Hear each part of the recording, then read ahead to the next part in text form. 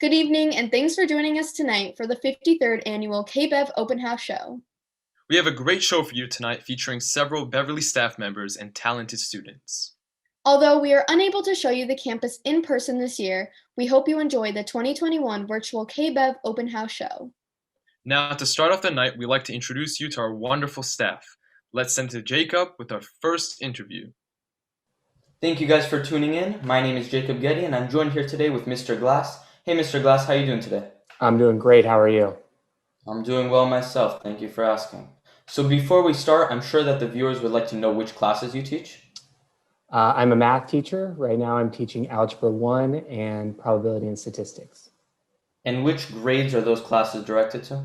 Algebra 1 is 9th grade mostly, and Probability and Statistics is seniors mostly, although there's a few other grades mixed in. So what other classes are available to 8th graders who are going to the high school next year?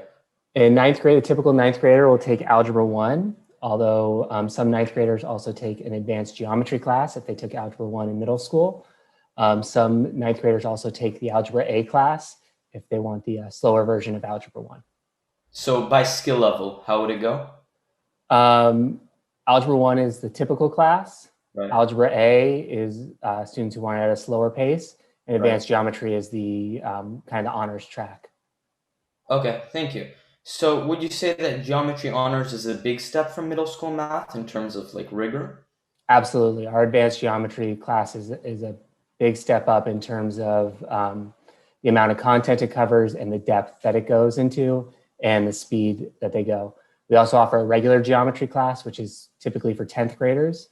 And that's more the average speed, average level of difficulty for geometry. What new skills from middle school do you think are important for new 9th graders to be successful in those classes?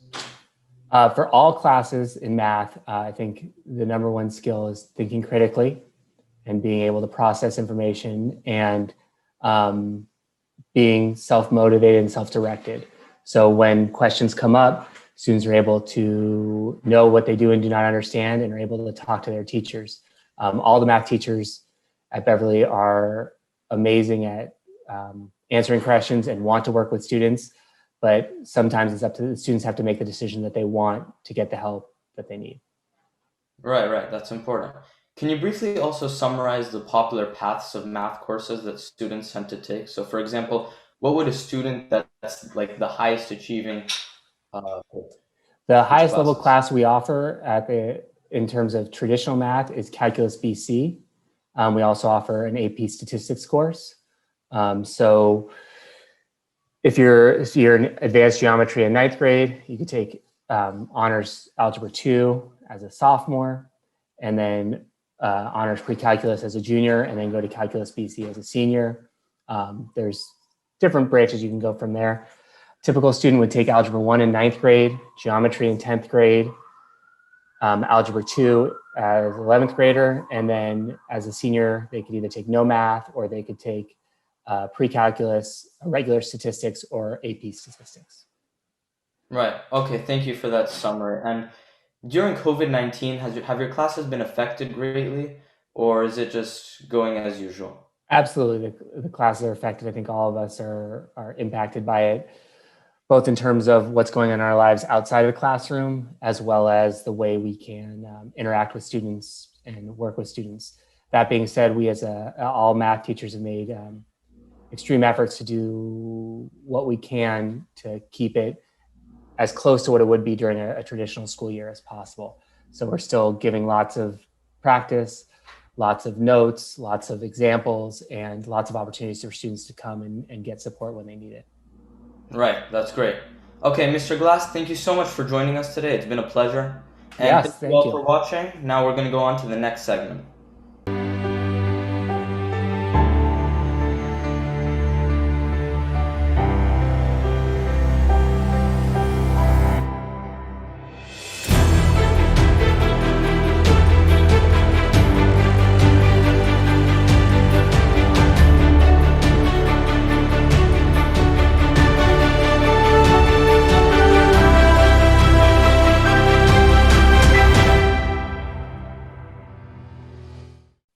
I'm Grace Suomi from KBEV, and I'm here with one of our amazing teachers from the Social Studies Department.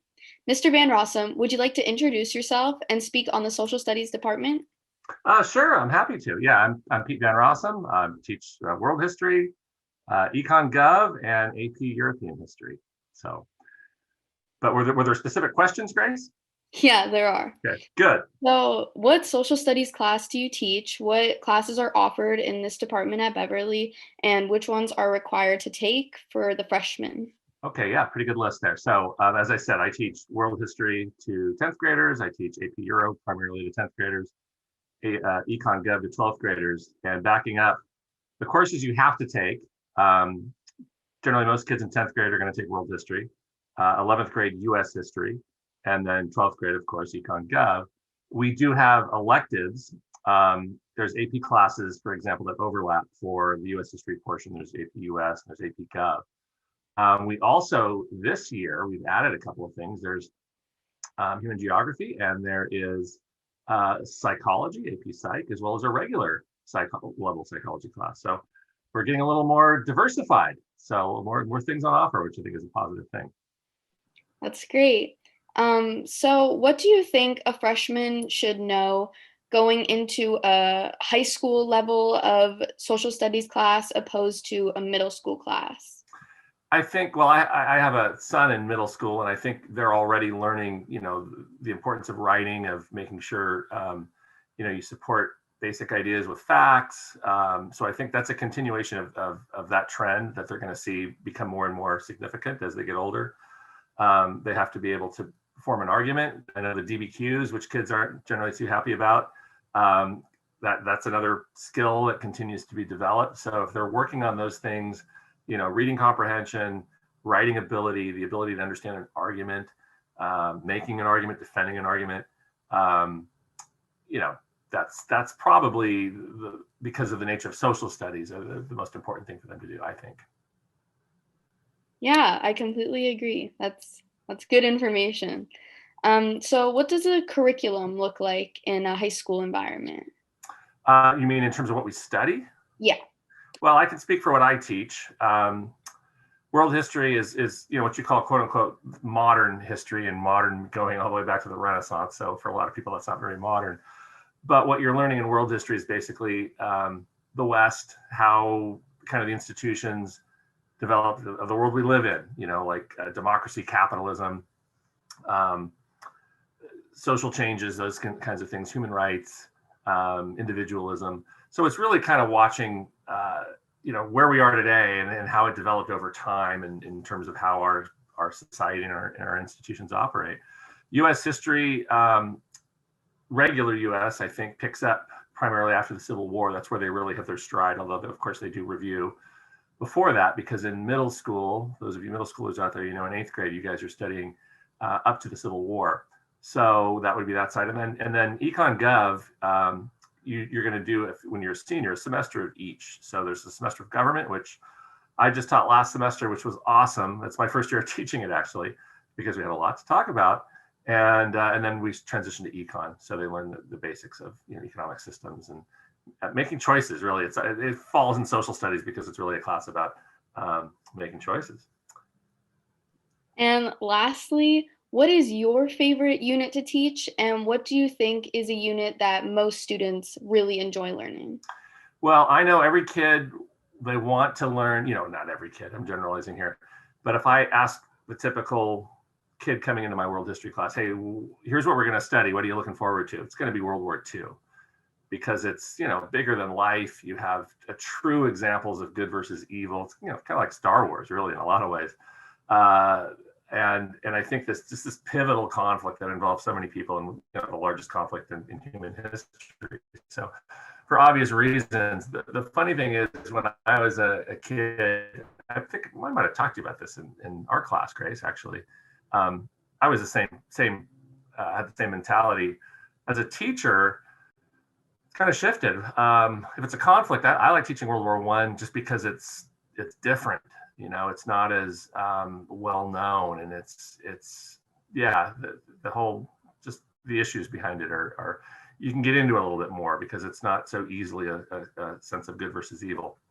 I also like believe it or not, the Industrial Revolution, because it delves into a lot of like economic theory, and things really had to change to fit the way cities are growing, and all this other stuff that if you don't study history you wouldn't pay much attention to, but once you do, you realize, hey, this is really there's a lot going on here. So Industrial Revolution or World War I for me. Thank you so much for being with us here today, Mr. Van Rossum. Let's send it to our next segment. Now we're here with Miss Rowley, the college counselor. So what do you do for the high school? Hi, Natasha. Thank you for having me. So for the high school, I am the college counselor. So as the college counselor for the school, I work in conjunction with the counselors to help students for all grade levels prepare, plan, and apply not only for college, but also to create a game plan for when you exit Beverly and for whatever you do that's next. Mm-hmm. So what inspired you to get into college counseling?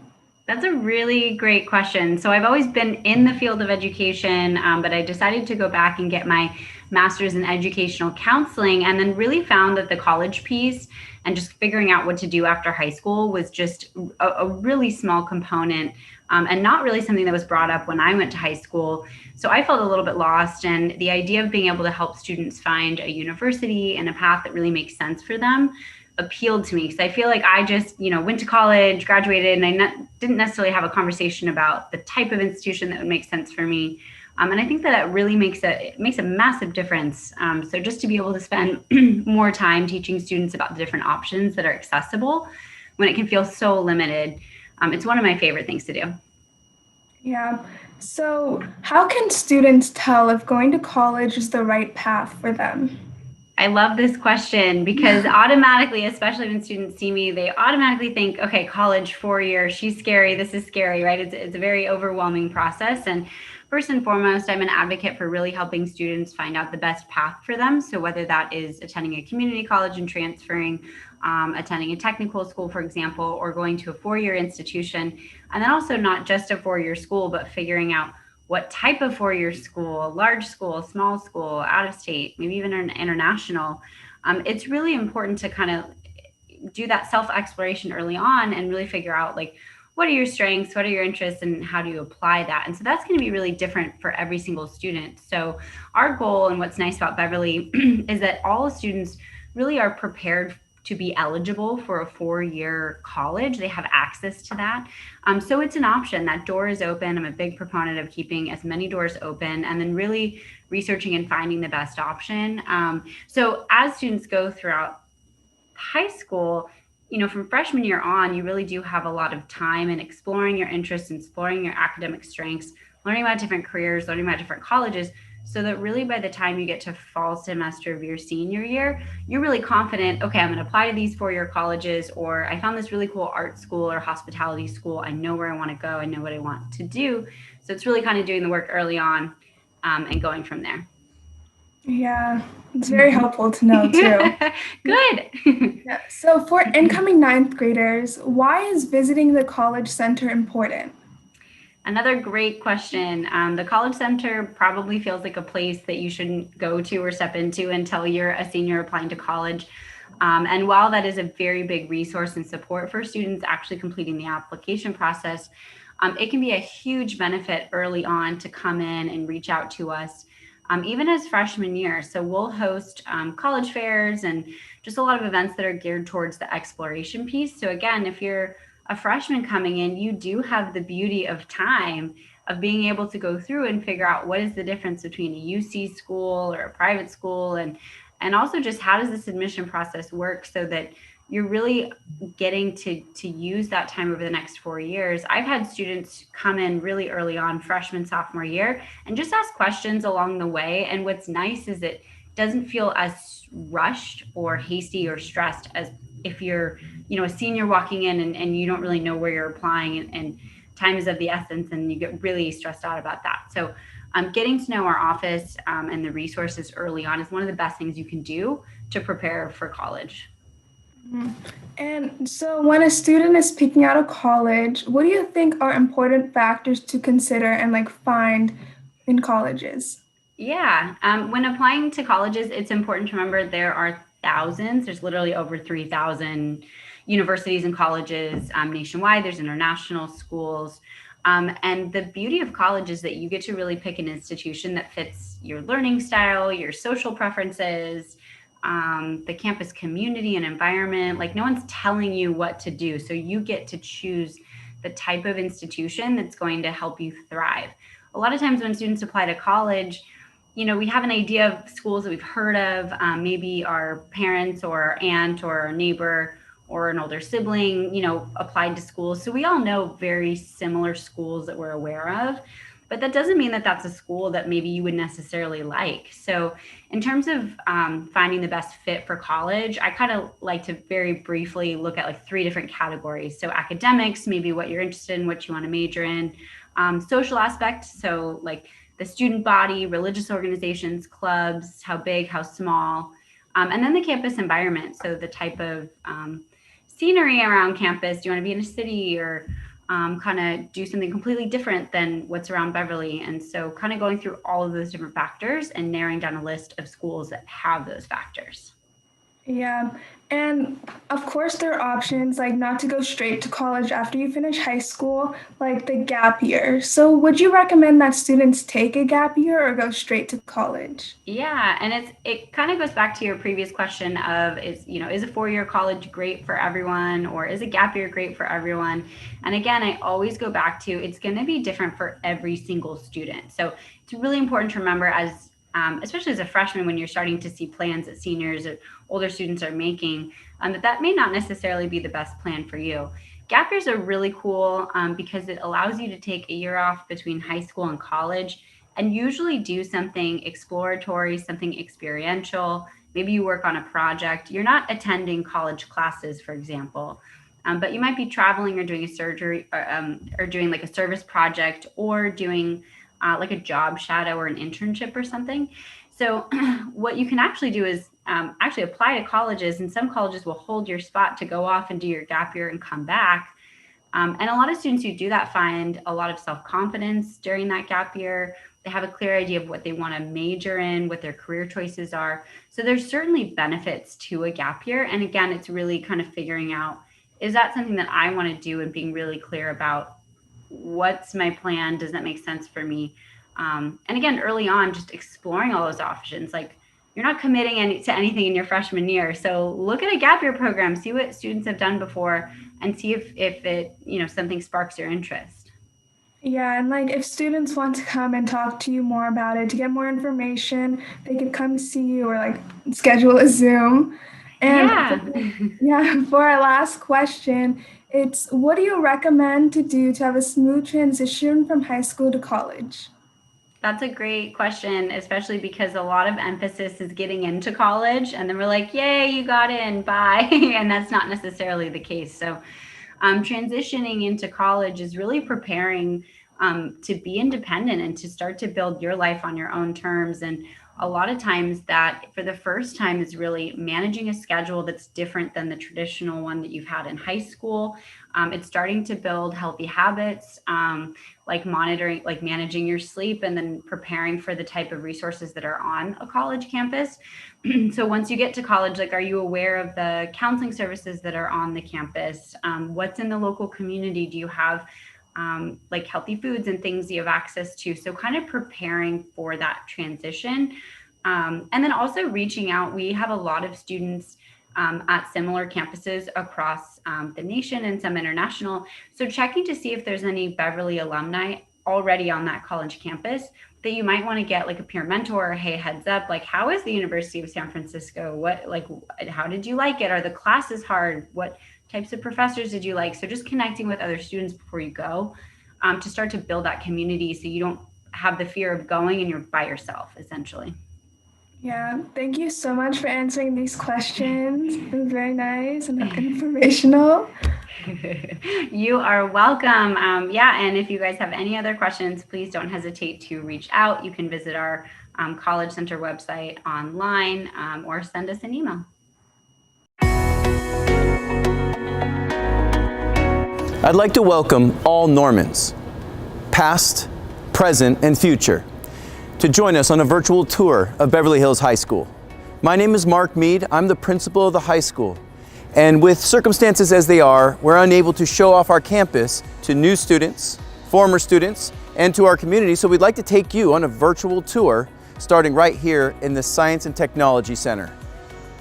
Welcome to the John Cherney Lecture Hall. This is part of our Science and Technology Center. We can seat about 100 people in here, and we have many different types of events that happen in this room. For example, many of our clubs, especially the larger ones, might come in here and get together, like DECA. We also have had many events with guest speakers who come in here, and we bring in as many students as we can. But it is also a room for our greater educational community.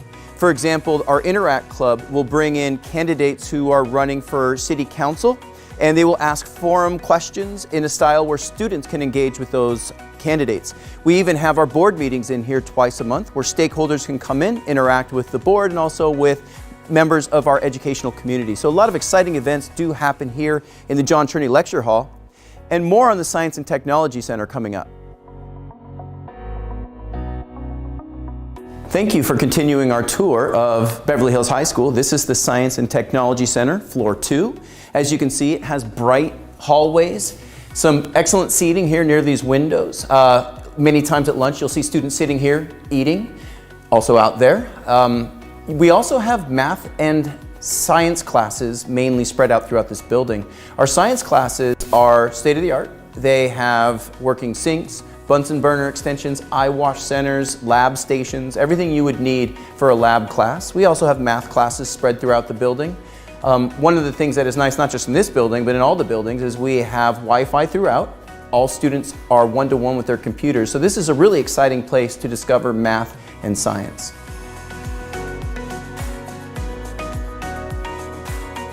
It looks quiet now, but this center right here has got to be one of the most, if not the most, populated, student-friendly area at our school. This is the second floor patio. It's part of the A building, often called the main building.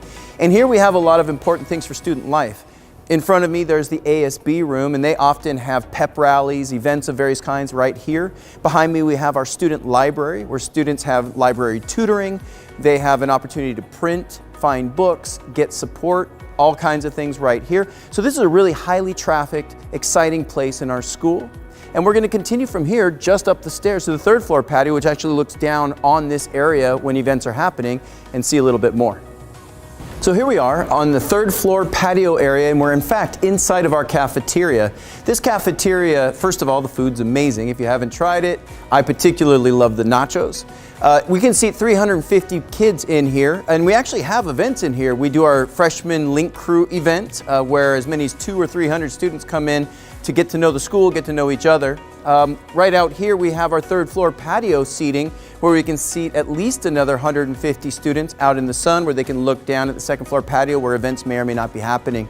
It's a really exciting part of our school as well, this second and third floor patio combination.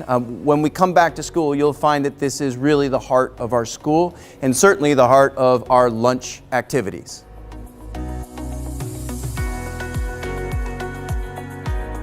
Here we are in the high school library.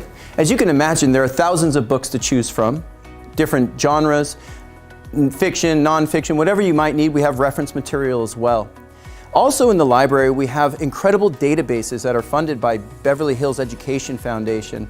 And many of our teachers actually teach students to utilize and leverage these tools that you will be using in college and beyond. Also in this library, we have printing stations of various kinds, should you be at school and need to print your homework. We have tutoring that happens after school between 3 and 4 p.m.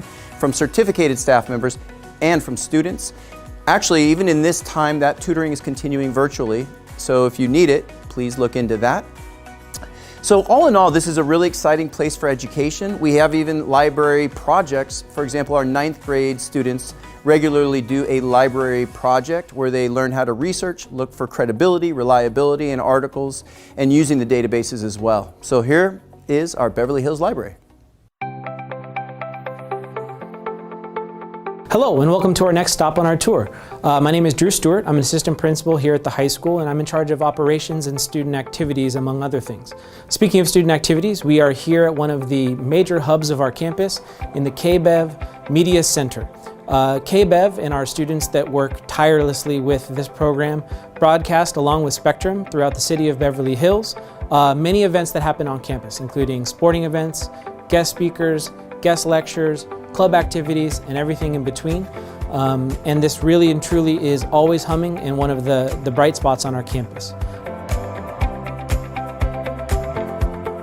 Welcome back and welcome to what we call the Village. These are our temporary bungalow classrooms that have been here for the last several years, and it has a lot of our history classes, English classes, foreign language classes. It also has our Norman Aid Wellness Center, which is super important to the lifeblood of our school, where students can come and receive counseling if necessary, and prioritizes mental health and well-being as something that we think is incredibly important for all of our students here at the school. It's also a hub of activities. You can see we have lots of tables here. Students eat lunch here during lunch and or nutrition. And we're very excited that this facility is actually temporary, and one phase of our construction will be coming to an end this coming fall as we move into our old historic building in B1 and B2. All right, welcome back. We are now here at our athletic facility. We are here at our football field and our track, where we play all of our home games. Up there we have our softball fields that we will be rebuilding very soon. We have our baseball field. Over here we have our Conheim athletic building where we have our locker rooms, basketball courts, and behind that even we have our swim gym. So this is where the heart of our athletic program lies, and we will see you in the swim gym in just a second. This is our swim gym, the historic building that has been in movies and has serviced our student athletes for many, many, many generations. We'd love to take you inside right now, but we can't because of construction, which is actually really exciting.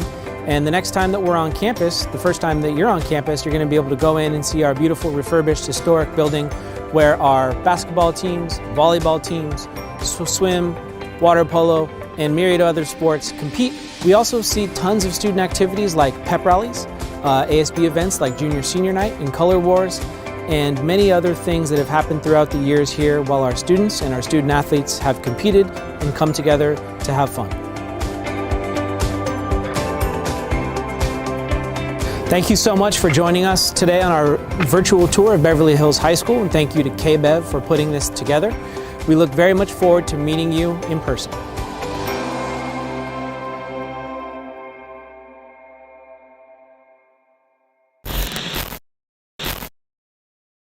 Hello, everyone, and right now I am here with Dr. Rubenstein, an AP English teacher. Dr. Rubenstein, would you please tell us about yourself and your teaching history? Yes. So I actually come from the academic world. I was a college professor. I have a PhD from Columbia University. And I came out here to California to work in the film industry. And while I was working in the film industry, I really missed teaching and decided I wanted to go back to teaching. And and my first job was at Beverly Hills High. And I stayed here because I love it. I love the students. It's a great experience. And the English, I love the English department and my colleagues. This is one of the strongest departments at the school. You can't go wrong with any of our faculty in the English department. That's really nice to hear. Wow. So my first question is do you need to be recommended for an AP class, or is there another way to get into one without being recommended by a teacher? So what we usually do with the incoming ninth graders is the teachers at our middle school will recommend a student for honors ninth grade English. And so it'll be based on recommendation because these teachers know what the students can handle in terms of the workload. And by the way, it's not just ability. It's also, I think we all look at not only ability, but also how hard a student is willing to work at a particular course, and also whether, if they take a challenging class like honors or AP English, whether all of their other classes they'll do poorly in. So we want to challenge every student appropriately, and also not overburden a student who isn't prepared for the class. So it's really important that we place students properly. So the students will be recommended by their middle school teachers, and for students who are coming in from out of district schools, we'll look at their test scores and we'll look at their teacher recommendations from their old school. That said, once they enter ninth grade, if they're placed in regular English, they still have a chance the following year to enroll in honors English in 10th grade or move up, in 11th or 12th grade. And that process is really based on their grades in English and the teacher recommendation and their overall GPA that we look at. So we want to, kind of as best we can gauge whether the student is prepared for the class and whether they can handle the reading and the writing that will be required of them. So all students should know that we have a pretty rigorous English program in general, and that the honors and AP classes are rewarding, but they're also quite a bit of work. What advice would you give to a first-year AP or honors student? So that's a very good question. I think above all, read as much as you can. That seems to make the biggest difference. And to start reading things that are a little bit challenging for you. We find that the students who are real readers are the ones who are generally the most successful in the class. It involves both reading and writing, but the more you read, the better you'll get at literature and also then writing about literature. So that's really helpful. And by the way, it doesn't even have to be fiction. I would recommend that students read as much as they can and choose things that really interest them. I think a lot of people are reading a lot of nonfiction right now. I'm reading Obama's memoir, A Promised Land, right now. And I think that's the best thing that you can do is over summer break, over the vacations, just read as much as you can. And that will serve you not just for the English program at the high school, but when you take the SATs, you'll do better on the SATs, you'll do better in college.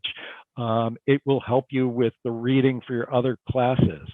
And it really is a case where students need to read a lot and to start challenging them more and more. I think that, kind of a lot of students think that that when you take an English class, it's really just talking about your feelings, and that anybody can do it. But in fact, what we see all the time is that being good at reading and writing takes practice. And it takes practice and hard work in the same way that playing a sport takes practice and hard work, that there aren't really shortcuts. A lot of students, expect to rely on shortcuts and hope that they'll learn and do well, but it doesn't work that way. Just as it wouldn't work if you were on the track team and you never went to practice. And you were just hoping that when you go to a meet, you do well. You're certainly not going to do well if you don't run the laps at practice. So English is similar that way. It takes the hard work, it takes the resistance and the struggle to get better. And that's how I've learned, and that's how I've seen all of my students learn and improve. So what do you think you would say to a student in AP or honors that feels like they're overwhelmed by the amount of work, or they feel like as if they're not ready to be in an AP or honors class and they're looking to drop the class? What would you say to a student? Well, so and that's another reason that we we'd like to make sure that our placement makes sense, because we don't want a student to get into that situation where they're way over their heads. Because colleges will look at, when they apply to college, they'll look at whether they drop down from an honors or AP program down to a regular class. So that's not a good thing. It looks better the other way if you go from a regular class to an honors or AP class. So and it happens all the time. It just would be better if you're well placed, and then when you're ready to move on to that more challenging place. Now, I think a lot of it has to do with the willingness to work and the level of organization. I know that there's so many distractions in all of our lives, and it's really hard to focus and do your work. But I think that's what you really need to do. I think that that most students who are placed in honors and AP definitely have the ability. They just have to get their work habits down and do the work. But I have seen students who are taking 5 AP classes and they're tearing their hair out. They're staying up till 2 in the morning, and then not doing well because they've stayed up late. They're not getting enough sleep. So you really don't want to get yourself into that situation, and make sure that you're taking the classes for the right reasons, that you want to learn and you want to challenge yourself appropriately. And you kind of mentioned this briefly a few minutes ago, but do you think that it takes a certain type of person to be in an honors or AP class? And if so, what do you really look for in a person? Okay. So that's actually interesting, because I've had classes, I've had regular classes and honors and AP classes where I've sometimes given the same assignment. And generally what I see is that students in both of those programs are intelligent, they're smart, they're insightful, they're interesting. But what I notice most of all with the honors and AP students is that they're willing to go that extra mile. They're willing to not do the bare minimum, but do much more than is required.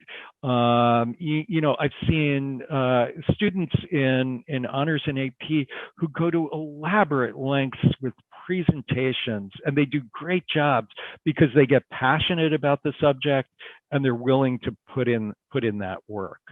And I think that really is the biggest difference. Are you willing to do the bare minimum, or do you care about the learning and want to, you know, turn in an assignment that's 110% or 120% of what's required?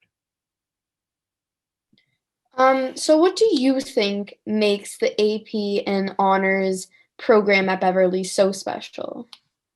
Well, we have like a really fun sequence in the AP and honors program that leads all the way up to the kinds of things we teach in their senior year. Now, every teacher is different and will assign slightly different things, but we've got kind of a core knowledge. So, for example, all of the students in 10th grade are reading Everyman, for example. And so when I get those students in the senior year, I can reference Everyman and talk about how it connects to Dante's Inferno. And that's kind of special at Beverly, that we've aligned all of our honors and AP courses so that it makes the sequence makes sense, and the texts that they read build on one another as they go through the program. That said, though, I always have students who were not in honors in 10th grade in their senior year, and they're fine. But it gives them a little bit more, the students who were in the program in 10th grade, it gives them a little bit of an advantage an understanding of the things that we're doing, having that background. Thank you so much. That's really amazing advice for anyone looking to go into an AP or an honors class. And thank you so much for taking time out of your day to be here. You're welcome. Thank you so much. Now let's send it to the next segment. Thank you guys for tuning in. My name is Jacob Getty, and I'm joined here today with Mr. Castle. Hey, Mr. Castle, how are you doing today? Never had a bad day, Jacob. Thanks for asking. So before we start, I'm sure the viewers would like to know which classes you teach. Well, I teach biology, aerospace engineering, introduction engineering, and robotics. Nice. Can you give the viewers a brief overview of robotics and how the program is structured? Yeah. So at Beverly Hills High School, we have a robotics program that incorporates a business side and a build side. And then our build side is actually our engineering side. So when students come in and they've never been in robotics before, they take the robotics engineering basic course. And in that course, they have the option of focusing on programming, electronics, engineering, and CADing. And then we also have the business part of it, which next year will be our business club for any new students coming in. So they are able to learn about business while supporting our team and manufacturing assets that we need for t-shirt design. They secure grants and funding for the team and just promote our team overall. Wow, great. How has COVID-19 impacted your classes overall? Like, how does that look like? Well, normally we are a very hands-on program. However, because we are the industrious, we are able to change that. So first semester, we really focus on teaching students basics when they come in. So what that did is enabled us to bring all of our material to online learning, and students still learn the same material. It was just in a virtual environment. And so we have a big class, as you know, probably 47 students this year. We go to breakout rooms, and so we're able to work with smaller numbers of students on those concepts virtually, which honestly has not really affected their learning at all. The thing that they are missing out this year is the actual hands-on building and machining, but once we're back in school, we will be back at that as well. Right, I'm happy to hear about that. So what skills do you think are important for students to have if they want to be successful in your robotics class? I think students need to have a love of learning, want to be a team member, work well with others, and just be able to give 110% to learning everything that we teach. It can be very challenging and time consuming. And so it's something that they should expect to put in time outside of their normal study or their day to be part of the team. So for incoming 8th graders that are interested in robotics engineering, what kind of materials specifically will they be learning? So, excuse me, incoming 8th graders will be learning CAD, which is computer aided design. They will learn engineering design. They will learn electronics. They will learn manufacturing using various machining equipment such as drill presses, table saws, band saws, as well as programming. Right. Mr. Castle, thank you so much for joining us here today. It's been a pleasure. Thank you all for watching, and we're going to see you guys on the next segment. Thank you, guys. Here they are able to create, discover, and dream big. One way students can do this is through hands-on learning. Robotics gives students real-world skills in business, engineering, and leadership. Mortorc has been a world-class team for over 15 years. Students are able to teach their peers about what they are passionate about. Now is the time to challenge yourself and become part of our robotics family. Who are we? Mortorc! Who are we? Mortorc! Who are we? Mortorc!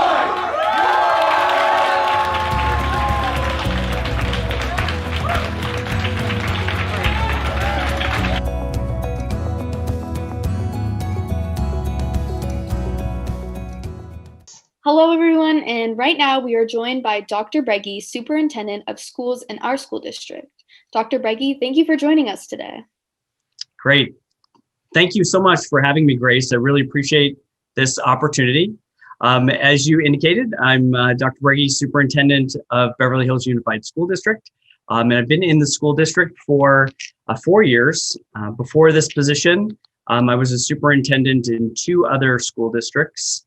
Before that, I was a high school principal for just about a decade. And before that, I was a teacher. So I've been surrounded by students and just the environment of education my entire career. And I always welcome these opportunities to sit down and have a conversation about what's happening in our school district and about where we're going. So again, thank you very much for this opportunity. Thank you for coming. So our first question is, what does a typical day for you look like? And what is your role as superintendent? Well, that's such a good question. And I think that there is no typical day for a superintendent. The superintendent is like the CEO of an organization. And so we work very much like many other organizations. We have a board of education that is, we have 5 elected board members that serve as the people who are not only elected, but they govern the school district. And so I work very closely with our board members. But a typical day would have a little bit of everything. So being responsible for everything that happens in the district, from the instructional program to safety and security and construction and hiring, working with our teachers, looking at policy, all of those things kind of all put together, just looking at what we do as a school organization, from our youngest learners at 4 years old all the way up to our 18 plus, and everything in between that falls within my responsibility. I'm fortunate to have a really good structure and support team that I work with at the building site level, as well as the district office. And there is a lot of collaboration that happens in my day. There are very few situations as superintendent where I feel like I need to, use the superintendent card and say that this is, a decision, this is a final decision, without having a lot of input from, a lot of our staff in our community and the people that I work closest with. So a typical day now with the world that we live in now has a lot of conversations, daily conversations with the LA County Department of Health and the health order that we're currently under.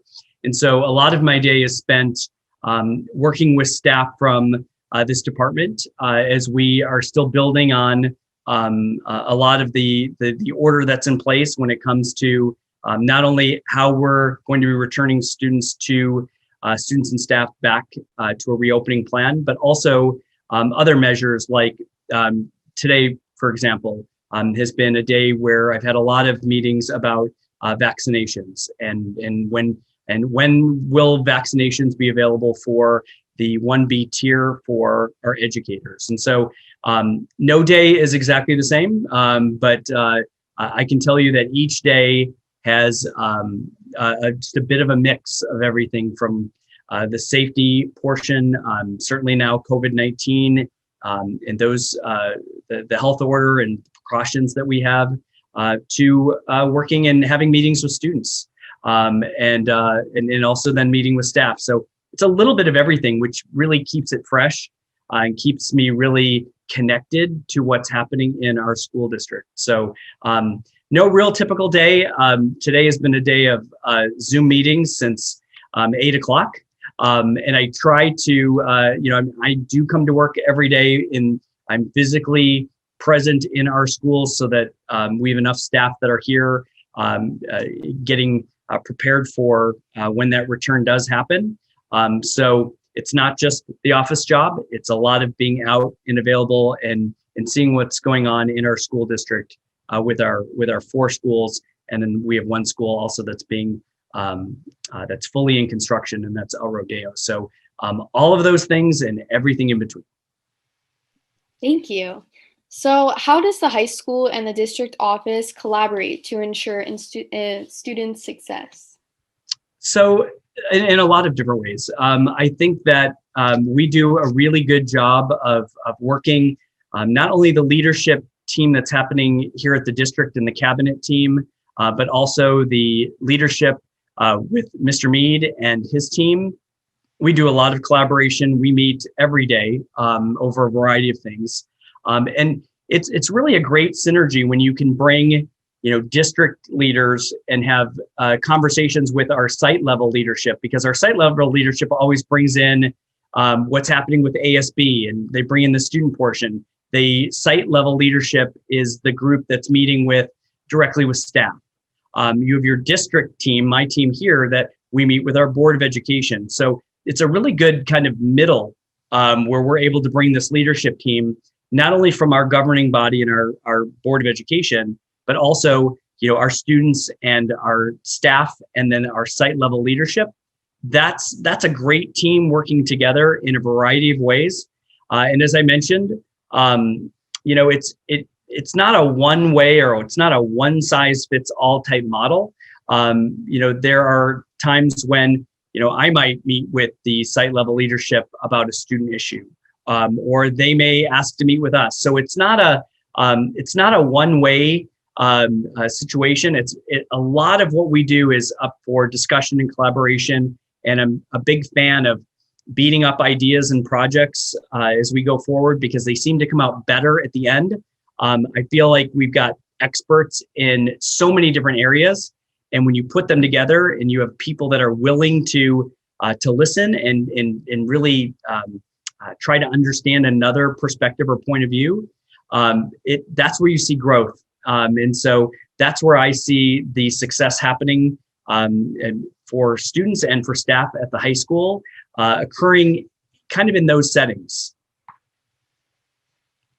So what do you think makes Beverly and BHUSD, what do you think makes us so different from other districts? Like, what qualities do you think that we have that other school districts don't have? I love that question, because you're speaking to somebody that has been in other school districts. So I can easily answer that question because of my experiences. Sometimes, when somebody is in the same school system and they just change their role, they may have a different look. And I feel like I have a really objective look because I've been in other places. And I can tell you one thing that sets us apart, and I'll just use this example with working with our teachers just recently on their new collective bargaining agreement and the MOU, is that there was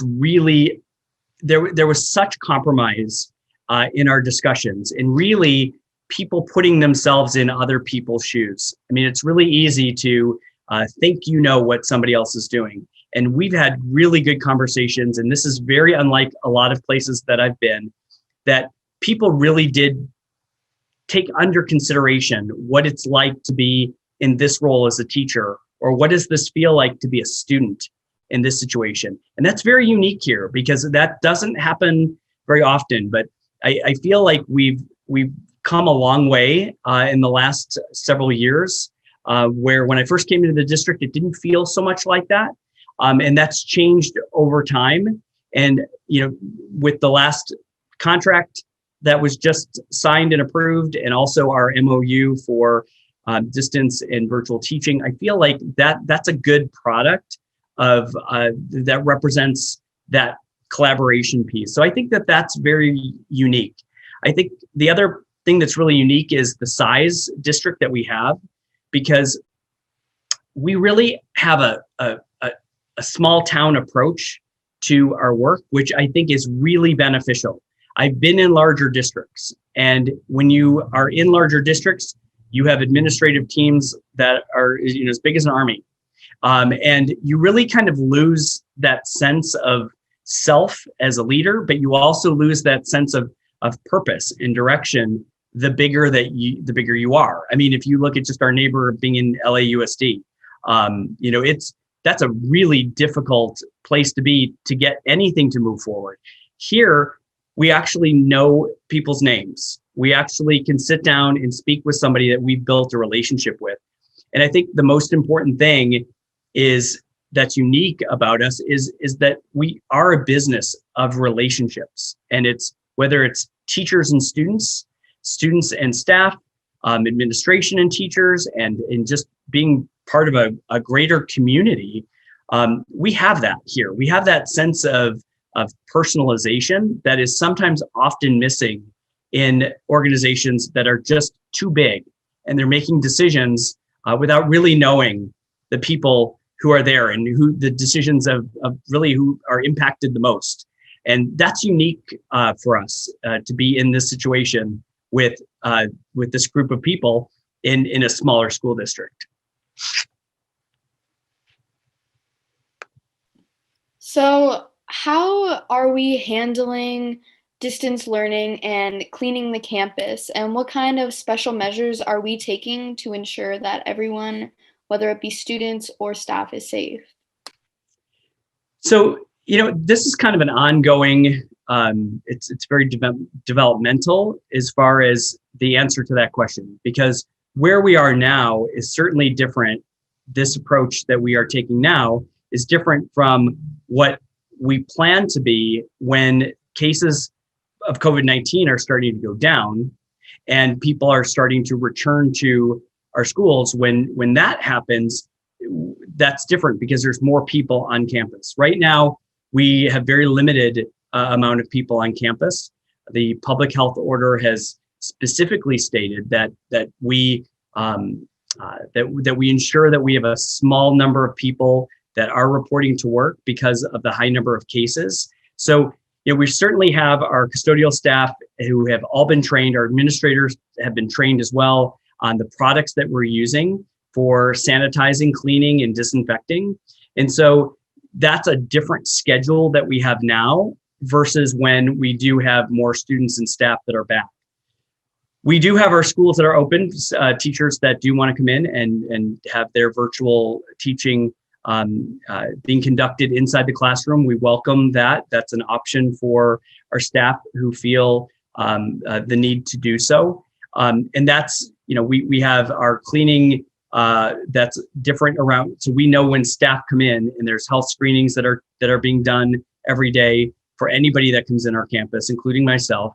But we also then have a different approach to how our custodians are cleaning based on the people that are here and in the building. Because obviously if there's a teacher that's here and they're in their room and they may be walking to the office, they may be that we are aware of who is in the building, and we take a specific direction to where they are and making sure that they're, we're following our protocols so that when that teacher returns, even though they may be by themselves, that we fully are in that classroom and we're disinfecting and cleaning. So we're kind of getting ready for when that happens because it's inevitable. We will be back, and so what we're doing is we're ensuring that when people are in our schools, that we are starting to follow this protocol, so that when people are back, that we are in a routine of cleaning. But that's what we do every day. We have different number of people that are here, even though it's limited. But we are spending a lot of time just kind of shoring up what that looks like, how that's done. And even more than that, how do we communicate to staff that that's been done? And so, that isn't typically what we've ever needed to do before. Is let staff know as well. But teachers that are here, we have a system in place so that, when they're here they're on campus, when they leave, when they come back, that there's just a tag on their door handle that so that they know that they can feel safe walking back into their classroom, that there has been the proper sanitizing and disinfecting. It's kind of like a hotel. It's kind of like one of those do not disturb signs. And so we're developing some checklists too, because it's not a secret. People should know what we're cleaning and when it's being cleaned and how often. And so we're kind of drilling down now to those types of protocols because people want to know how are things being cleaned and when. Thank you. And lastly, what will the transition from Beverly Vista to the high school look like? And what kind of tips and advice would you give to the incoming freshmen? So I fully believe, and I'll go on record saying this, that I do believe that our incoming ninth graders will have a physical experience on the campus. I do think that as we are entering second semester, even though cases have never been higher, I do think that the the resolution to some of the vaccinations and just some of the procedures we're putting into place to make people safe will start taking hold. And I feel like that cases will start coming down. I think that once vaccinations are rolled out, more specifically for educators and those personnel in schools, that we're going to see our numbers come down as high as they went up. So I fully believe that our incoming ninth graders from Beverly Vista Middle School will have a physical, a start to the school year.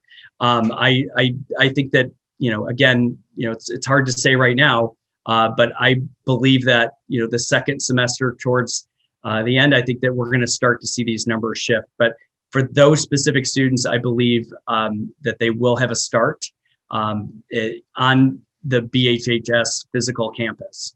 I think that, it's going to take some time for all of us to, once we're back on the physical campus, I don't think that it's the right approach to just, pick up where we left off and think that everything is going to be the same. It's not going to be the same. I mean, that many of the protocols and practices with 6 foot distancing and masks, that could very well play a part of how we return. And so I think that no matter where students are, to be ready for that. But I think that, we need to take some time for ourselves once we're back physically on campus and really, as I said before, we're all about relationships. And I think that we're going to need to take some time and just kind of get reacquainted with one another in that physical school. Like I think we just need to take some time and welcome each other back and spend some time. The personalization part has been really missing because it's been Zoom. I think that we really need to celebrate when the physical schools are back open. We spend that time working together and just physically and just mentally and emotionally kind of get reacquainted with one another. I think that for any student, specifically our ninth graders, is to, and I think we're doing a really good job of it, starting with our open house, is you have to share what the options are for students and encourage students to get involved. I think we're doing a lot of things academically with our Pathways program so that our incoming ninth graders are really going to have a roadmap more than we've ever had before about how they pick their classes and how that makes sense to them about what direction they want to go. And I feel like we're creating this framework for students for success with so many options that we're really making a concerted effort to provide the assistance for our students academically. And I feel like we're going to be doing that as well with options too, whether it's extracurricular or if it's athletically, an option for students. I feel like we're really going to put it all out there for students to get involved. It is the number one way to get readjusted, is to get involved, so that it's not just academic. It's also, what are you doing after school, whether it's KBEV or, these opportunities. We're really trying to encourage everyone to get involved with something. And also, I'm going to just throw in there as well, get to know our staff members. The best thing a student can do is to start getting some adult advocates. And so get to know your teachers, get to know your counselors, get to know your administration, because these are people that can help guide you for 4 years. And so, the people that go to school and go home are really missing out on what happens. I can tell you that what's really missing from my job right now is everything that's missing for you. And being somebody who would go to things and events all over the district every night, 5 nights a week, I'm somewhere. And that's really been missing. And I'm hoping that students feel that as well, even those that weren't involved before, will take advantage of those opportunities. We get stronger individually, but we also get stronger as a school and as an organization when more students are involved. And really, this is your training ground for the rest of your life. So try something. If you don't like it, find something else. But definitely keep looking and searching, and reach out and make as many contacts with your peers, but also with your adults as well. That to me is the true meaning of success. Try something. If you don't like it, find something else. Thank you, Dr. Breggy, for being here with us today. Now let's send it to the next segment. Hi, I'm here with Mr. Bradbury today. How are you doing? I'm doing well. Thank you very much. That's good. So what is your job at the high school? At the high school, I'm the instrumental music director. So I work with band and orchestra. And I'm also the performing arts department chairman. And what inspired you to go into this profession and teach students band and orchestra and how to play instruments? Well, I think that was one thing that as I went through school, I did have a father who played an instrument. It was mostly recreationally. So music was part of my home. And then when I got the opportunity to learn an instrument in elementary school, middle school, it was something that one, I enjoyed, and two, I was fairly successful at. So that when I got in, approaching the last couple of years of high school, I kind of asked myself, what do I want to do? I wasn't like totally sold on being one in music or being a music director, but I did have, I knew it was something I enjoyed and that it came easier than other subjects to me. So I decided to go into it. And then during college is when I came to a point of saying, if I wanted to be connected to this discipline and subject for a long time, I could teach. And that's kind of the pathway I took.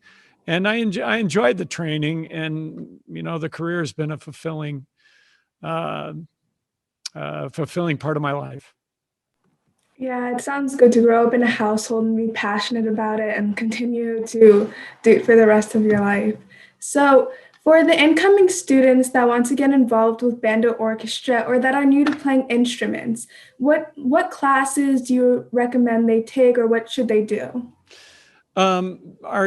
So let's say folks that are coming 8th grade into high school for next fall, hopefully they've had at least 2 years experience. I do take sometimes some students that have less than that, but have qualifying skills. And usually those people and we have a little discussion and converse. But most students just coming right out of their middle school program should enroll in our regular band program and our concert orchestra.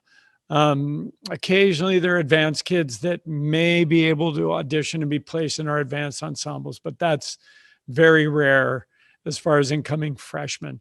But I would encourage them. I would encourage if there's someone that maybe in their period of middle school, they weren't able to take instrumental music all 3 years, and they kind of feel like their skills are behind.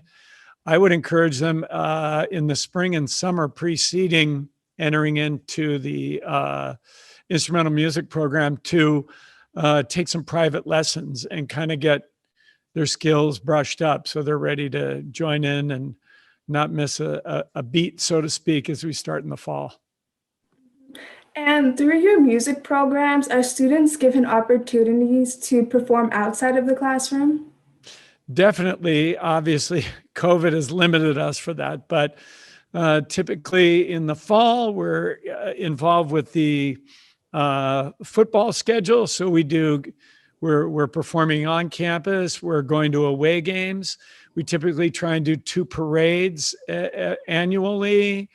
Depending upon the future, what it holds, maybe we might travel and go somewhere for that. So those are opportunities. The other ensembles, we usually in the spring, when we do more concert music, like what you'd hear in a concert hall, we typically go to a music festival, which will take us to another high school campus, and we'll perform there And so we get out off campus as well as our on-campus performances. And what are some of the benefits students gain from playing an instrument? Well, there's been studies that a student that's been playing, and I can't remember how many years, but I think I'm going to say five years consistently have demonstrated, now each person is different, demonstrated a propensity to have higher national test scores. So like higher SAT scores. That's just a statistic afterwards, not saying we guarantee that, we can't.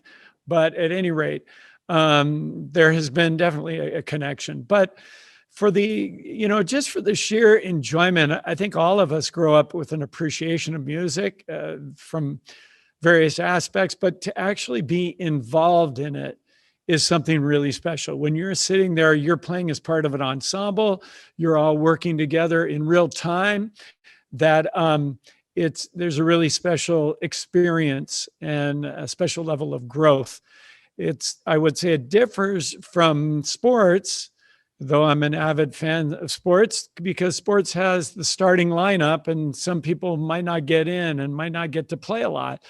If you're a member of the instrumental music ensemble, you get to play every beat because we need you. Yeah, and my final question is, what is your favorite instrument to play?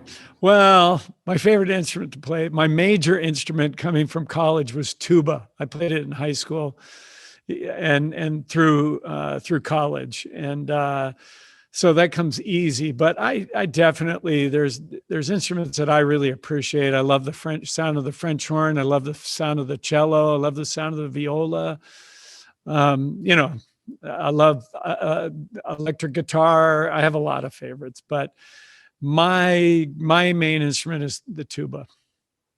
Yeah, thank you so much for answering these questions. It was very informational and good to know for the incoming students.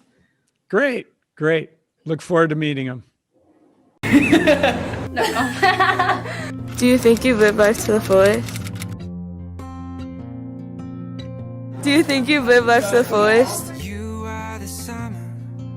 Do you think you live life to the fullest?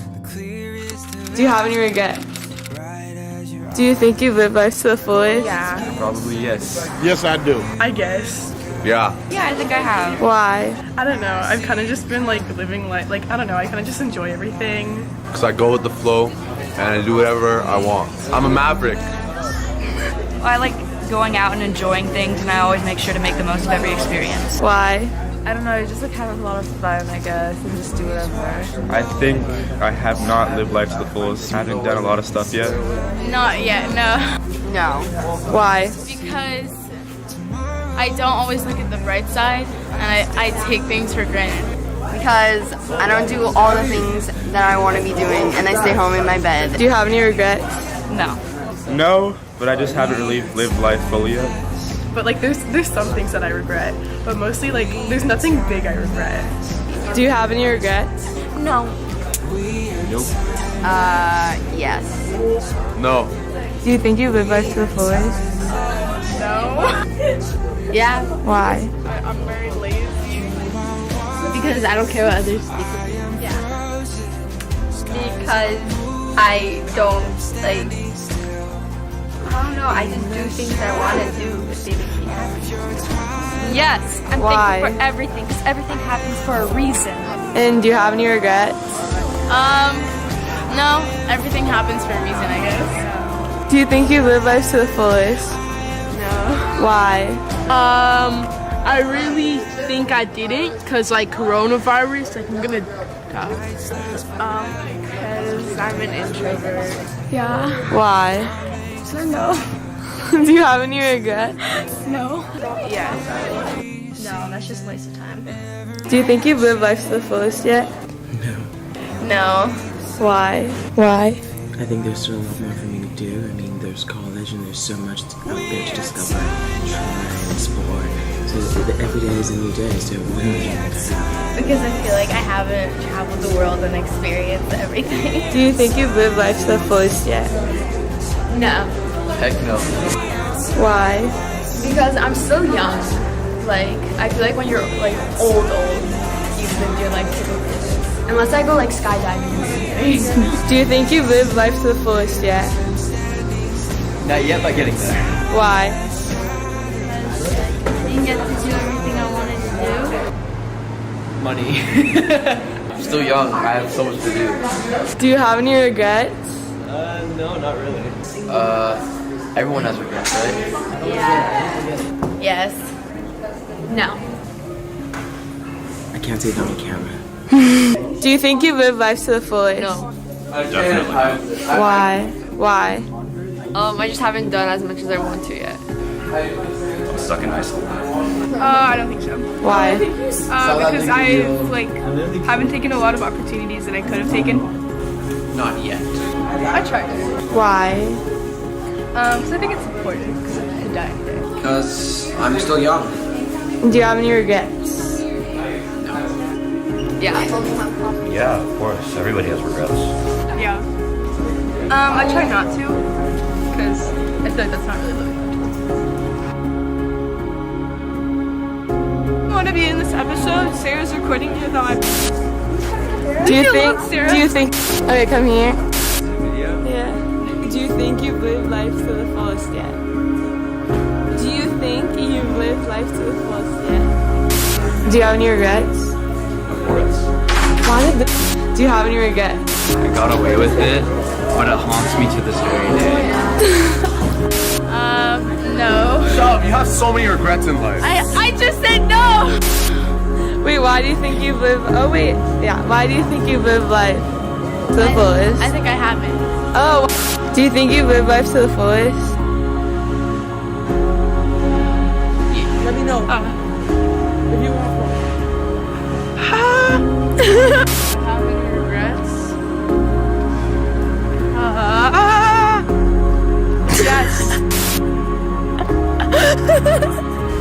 Do you think you've lived life to the fullest yet? Do that. No. I was like.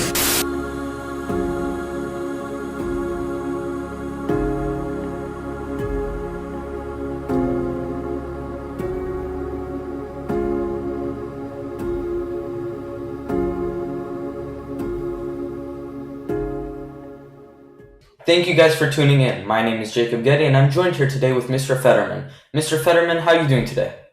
Awesome, thank you. So before we start, I'm sure the viewers would like to know, which classes do you teach? So I teach the animation class. I also teach art foundation. I teach graphic design, and I teach the second year of graphic design, which is visual communication design. I also teach AP and honors studio art, and I think we've covered it. Yeah, that's it. Yeah, we got it. So for incoming 8th graders, which art classes are available to them, and what skill levels are required for them to succeed? Well, what's really great about our district is that we do have an array of art classes that are offered from the TK level now all the way up through 8th grade. So the skill acquisition is most likely very appropriate no matter what they choose. So the beginning classes would be art foundation is a beginning level class, and that's a survey class. So they do a little bit of everything, a little bit of graphic design type stuff, drawing, painting, and when we weren't in COVID, there was a 3-dimensional element that was there. Also, the graphic design class is a beginning level class.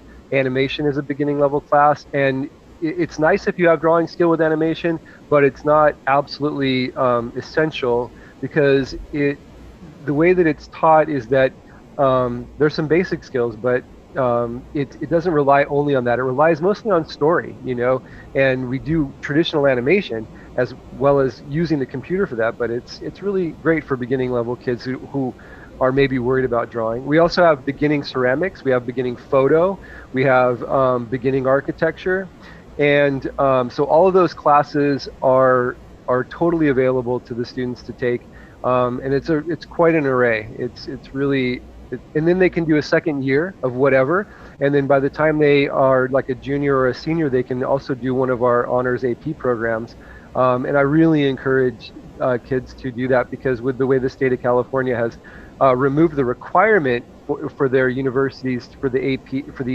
SAT and ACT test.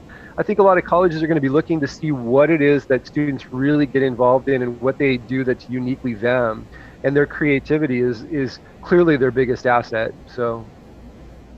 Right, that's a huge amount of classes that those freshmen can take.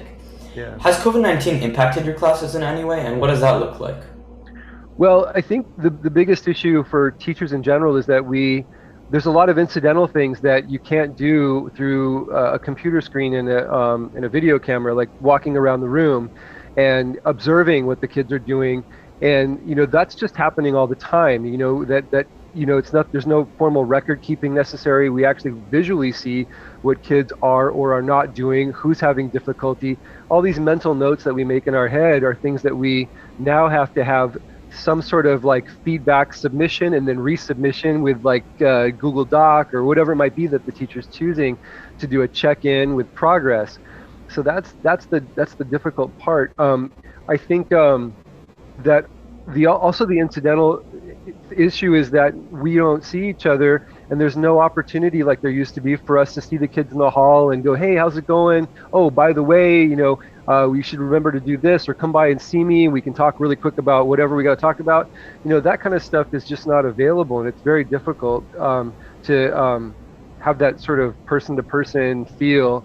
What I was really hoping is that we would be able to open the elective classes a little bit more widely for the students that are in ILC, because we used to traditionally do that. We have kids that would take ILC, for example, that were actors or musicians, and then they would have their elective classes where that would be like one class that they take while on campus. And that's sort of shut out a few students that I was really hoping to see be in my classes, and I would say our other art teachers feel the same way. But by and large, I think the only difficulty is that real-time sort of person-to-person observation. We have an amazing district that's been able to help fund some of the stuff we need with materials. So, we have a very creative staff as far as how we can approach this type of subject with just the things that we can find around the home or that are accessible, like at places like Office Depot, Staples, or Michael's, or something like that. So, right, Mr. Fetterman, thank you so much for joining us. It's been a pleasure. Thank you all for watching, and now we're going to go on to the next segment. Hello, everyone, and welcome to a special open house interview. I'm Jackson Harris, and today I'm here with senior head anchor at KBEV 6. Hello, everyone, and my name is Alana Morgan. I'm Miss Teen California, United States. We're going to discuss her win and what she has accomplished here at Beverly.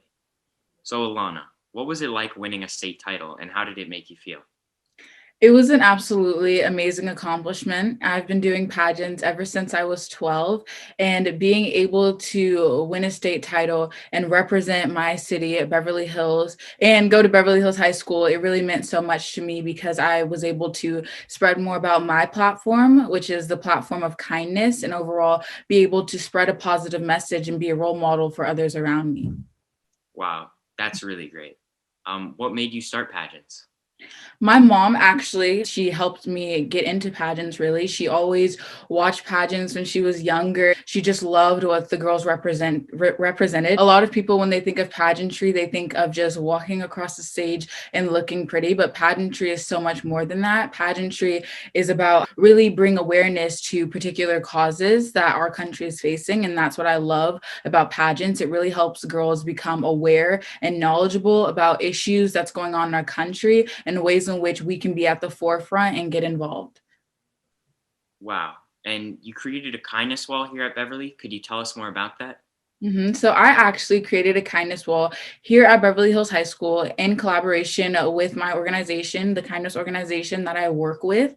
I did this all in memory of a 15-year-old kid, of a story that I heard. He lived in New York and he was brutally murdered in his own neighborhood. And I wanted to bring awareness to his story. I knew we couldn't bring him back, but I didn't want his name to go in vain. So I worked with Allie Norman, who works here at Norman Age. She's absolutely amazing. And we got a kindness wall created by the Alumni Hall of Fame. And I also, at lunch, students came together and wrote positive affirmations on message bubbles. I even got a proclamation made in Losandro Jr. Guzman Felice's honor by the mayor of Beverly Hills, who also gifted me with Beverly Hills kindness pins and next generation pins to lead our next generation. So overall, it was absolutely amazing being able to really bring our school together and spread my platform of kindness. As a senior, how had Beverly shaped you into the leader you are today? Beverly really was a stepping stone for me. When I first started as a freshman, I joined KBEV.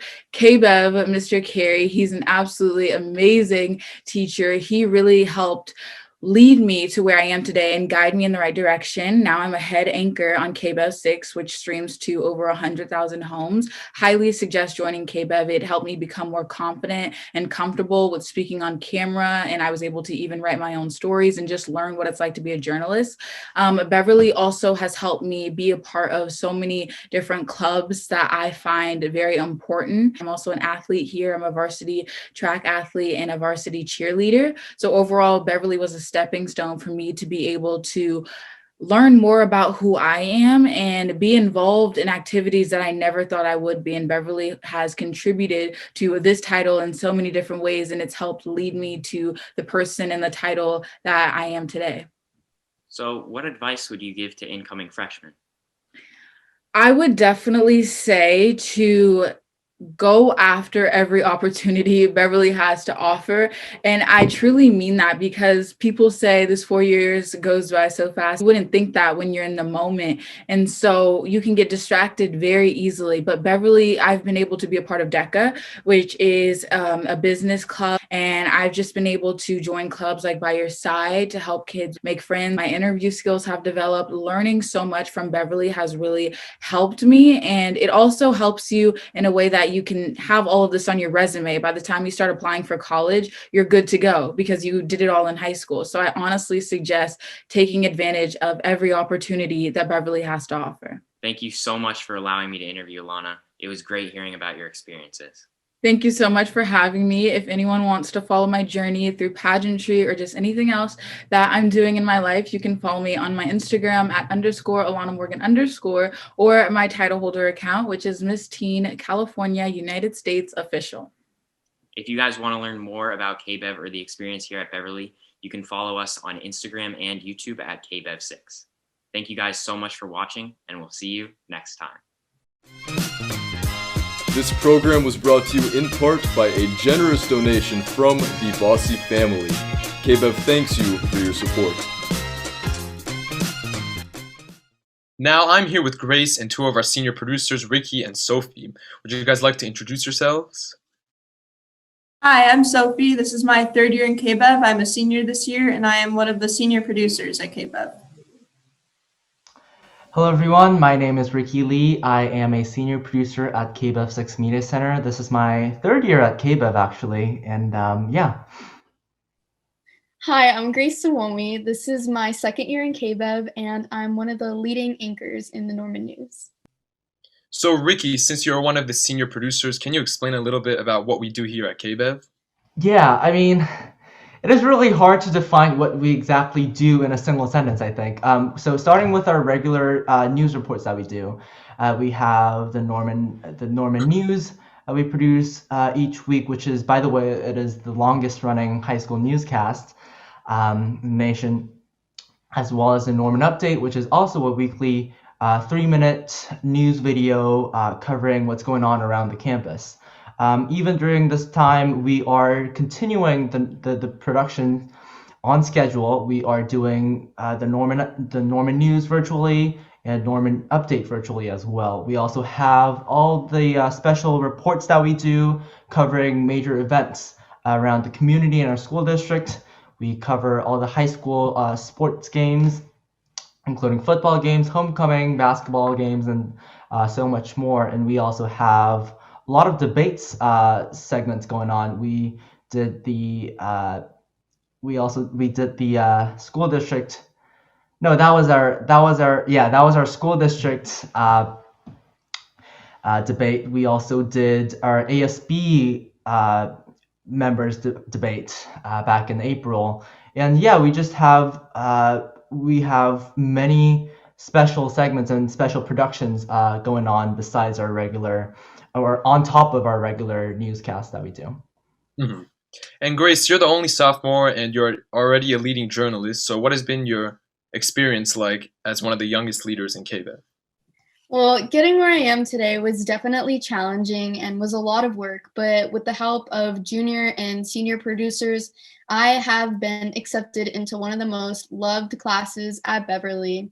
And being one of only 2 freshmen in KBEV last year as my first year was really intimidating, but was quickly accepted into the community with loving classmates and amazing other peers and teachers and mentors. One of the main productions we do in the studio is our weekly newscast, The Norman News.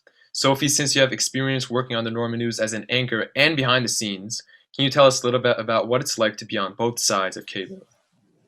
Yeah, so I originally joined KBEV because I love to edit like little videos. So that's kind of the initial reason that I joined, because I wanted to be an editor and I wanted to edit the videos. But when I first joined and I kind of like was like seeing what KBEV was all about, and I saw the news, and I was talking to Mr. Carey, he encouraged me to actually be on the news as an anchor. And at first I really didn't want to, but he said it would be a good idea to he kind of convinced me, because it would like allow me to be more well-rounded and really see all the sides of production. And I'm really glad that I ended up being an anchor as well, because it allowed me to see all the different sides of production. And I think it made me a better editor as well. And kind of behind the scenes, there's lots of opportunities for things you can do in the news. You can do the teleprompter, you can do the TriCaster. There's lots of different options for things that you can do here at KBEV. Mm-hmm. And Ricky, what is some advice you have for the incoming 9th graders? Actually, I would like to go over our curriculum that we offer at KBEV, since the incoming 9th graders and even transferring students who are new to Beverly won't even know what kind of courses we offer here. So KBEV offers 2 different classes, one being the Intro to Broadcast Studies, where the first year KBEV students can join and understand the fundamentals of broadcast production.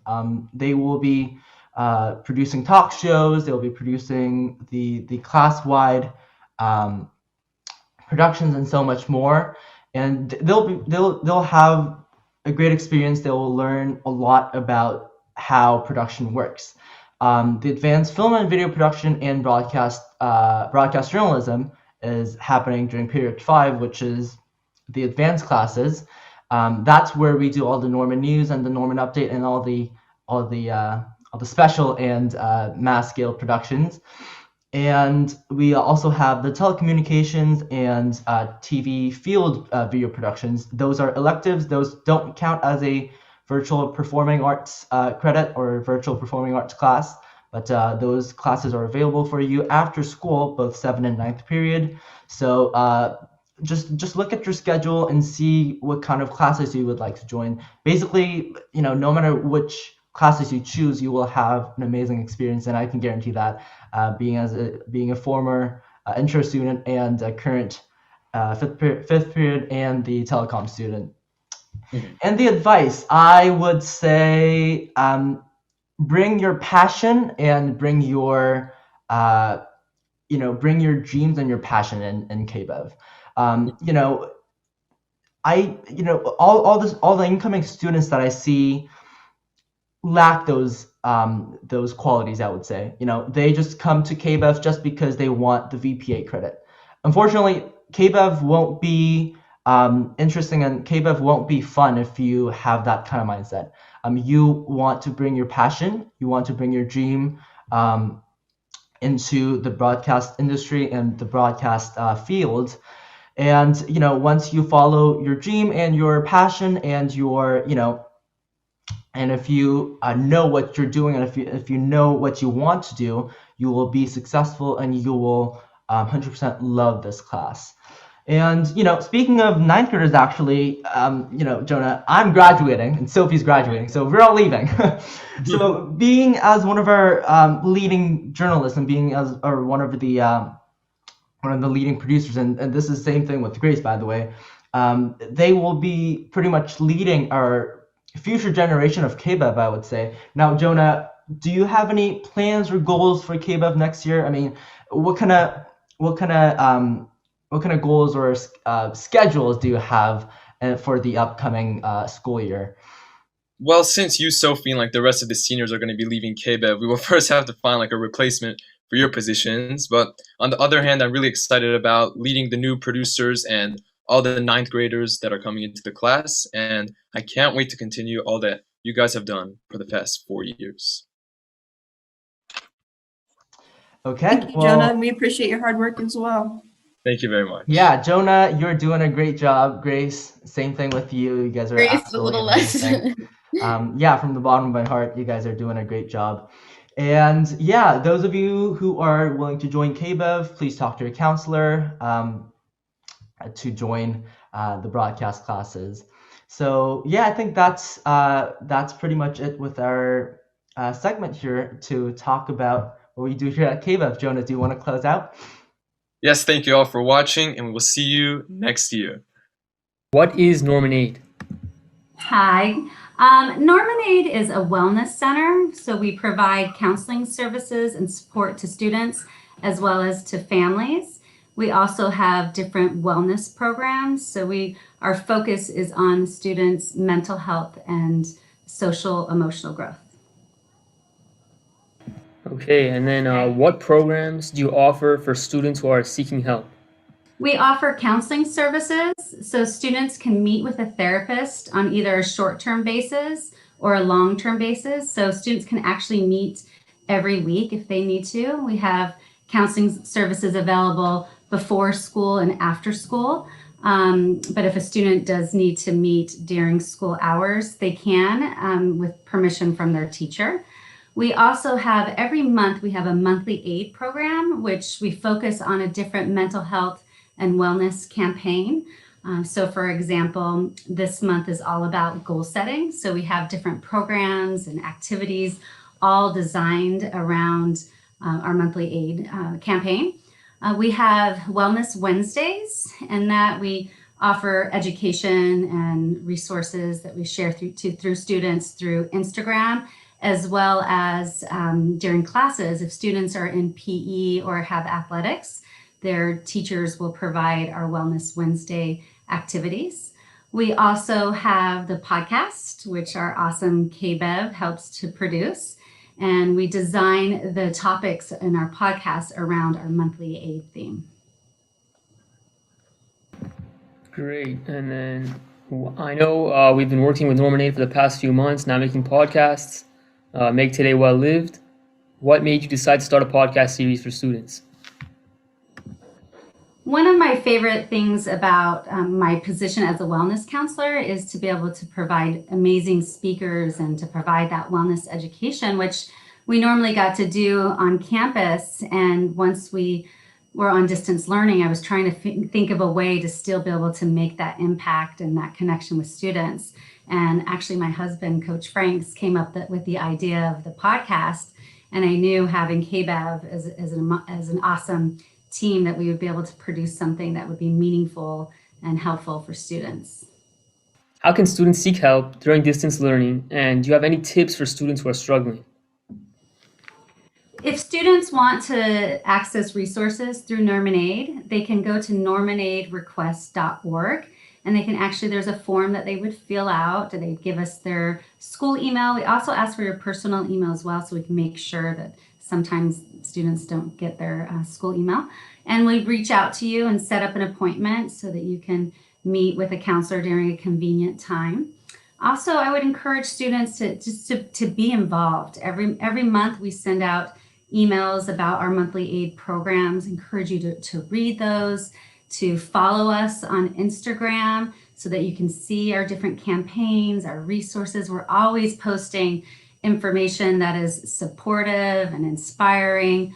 Our website, normanaid.org, especially our Get Support section, students can go on there and look at specific topics. So let's say they're managing anxiety. They could go to the Get Support section and read about anxiety, but also find resources from places to get support or books to read or podcasts to listen to or different Instagram accounts to follow. So it's a resource for students that helps them access the support that's available to them within our community as well as outside of the community. Okay, great. And then lastly, for incoming ninth graders who can feel frustrated and confused with all kinds of changes while transforming from middle school to high school, what advice would you give them when they are starting this new process in their life? Transitioning to Beverly Hills High School is very exciting, but yes, it can also bring amongst a bunch of different feelings, from especially right now, and if on distance learning, it's brought up a lot for our current freshmen. So the advice I would give is really to take advantage of resources. Talk to your school counselor, access the support through Norman Aid. We have incredible peer counselors that are available for just questions if students need advice about school-related issues. And again, just utilizing what's available to you and not being afraid to ask for the help when you need it.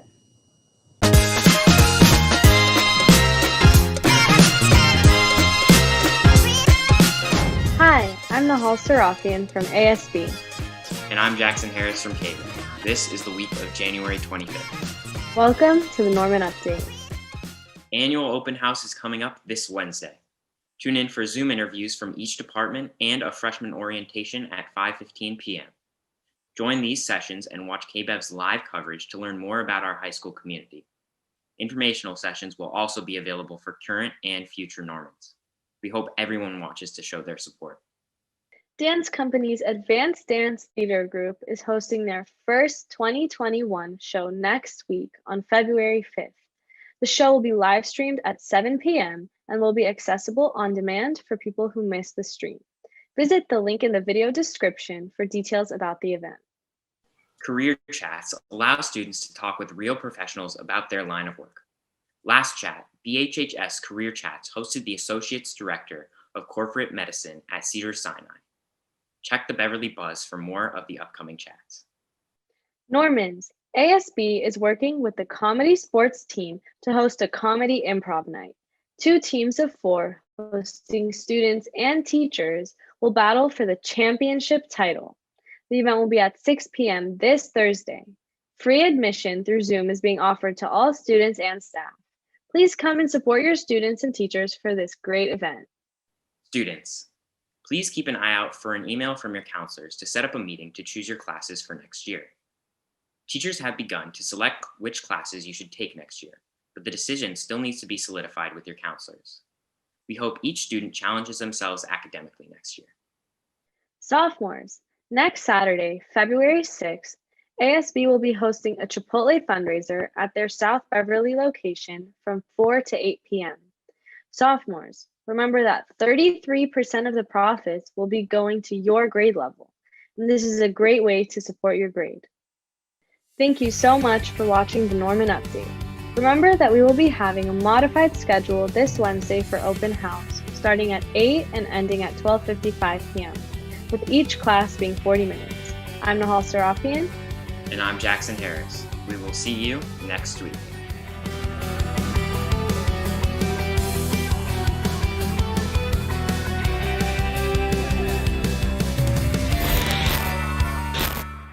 So I'm now here joined with Mr. Hankler, who is our current English teacher and an ASB advisor. So Mr. Hankler, thank you so much for joining me here today. Thanks for having me, Ricky. Yeah, of course. So starting with well, actually, why don't you introduce yourself to the audience and, tell kind of programs and courses you instruct?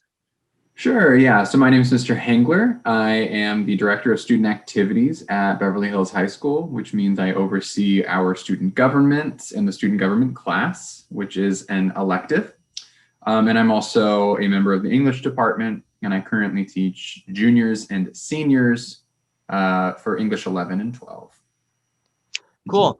And speaking of the English courses, and this is especially for the incoming ninth graders, since they will be transitioning from the middle school English courses to the high school program from English 9 to English 12, or even AP classes, which will be slightly different from their normal middle school curriculum. So how would you differentiate the middle school and high school English? And yeah, what kind of difference are there that you can briefly discuss about?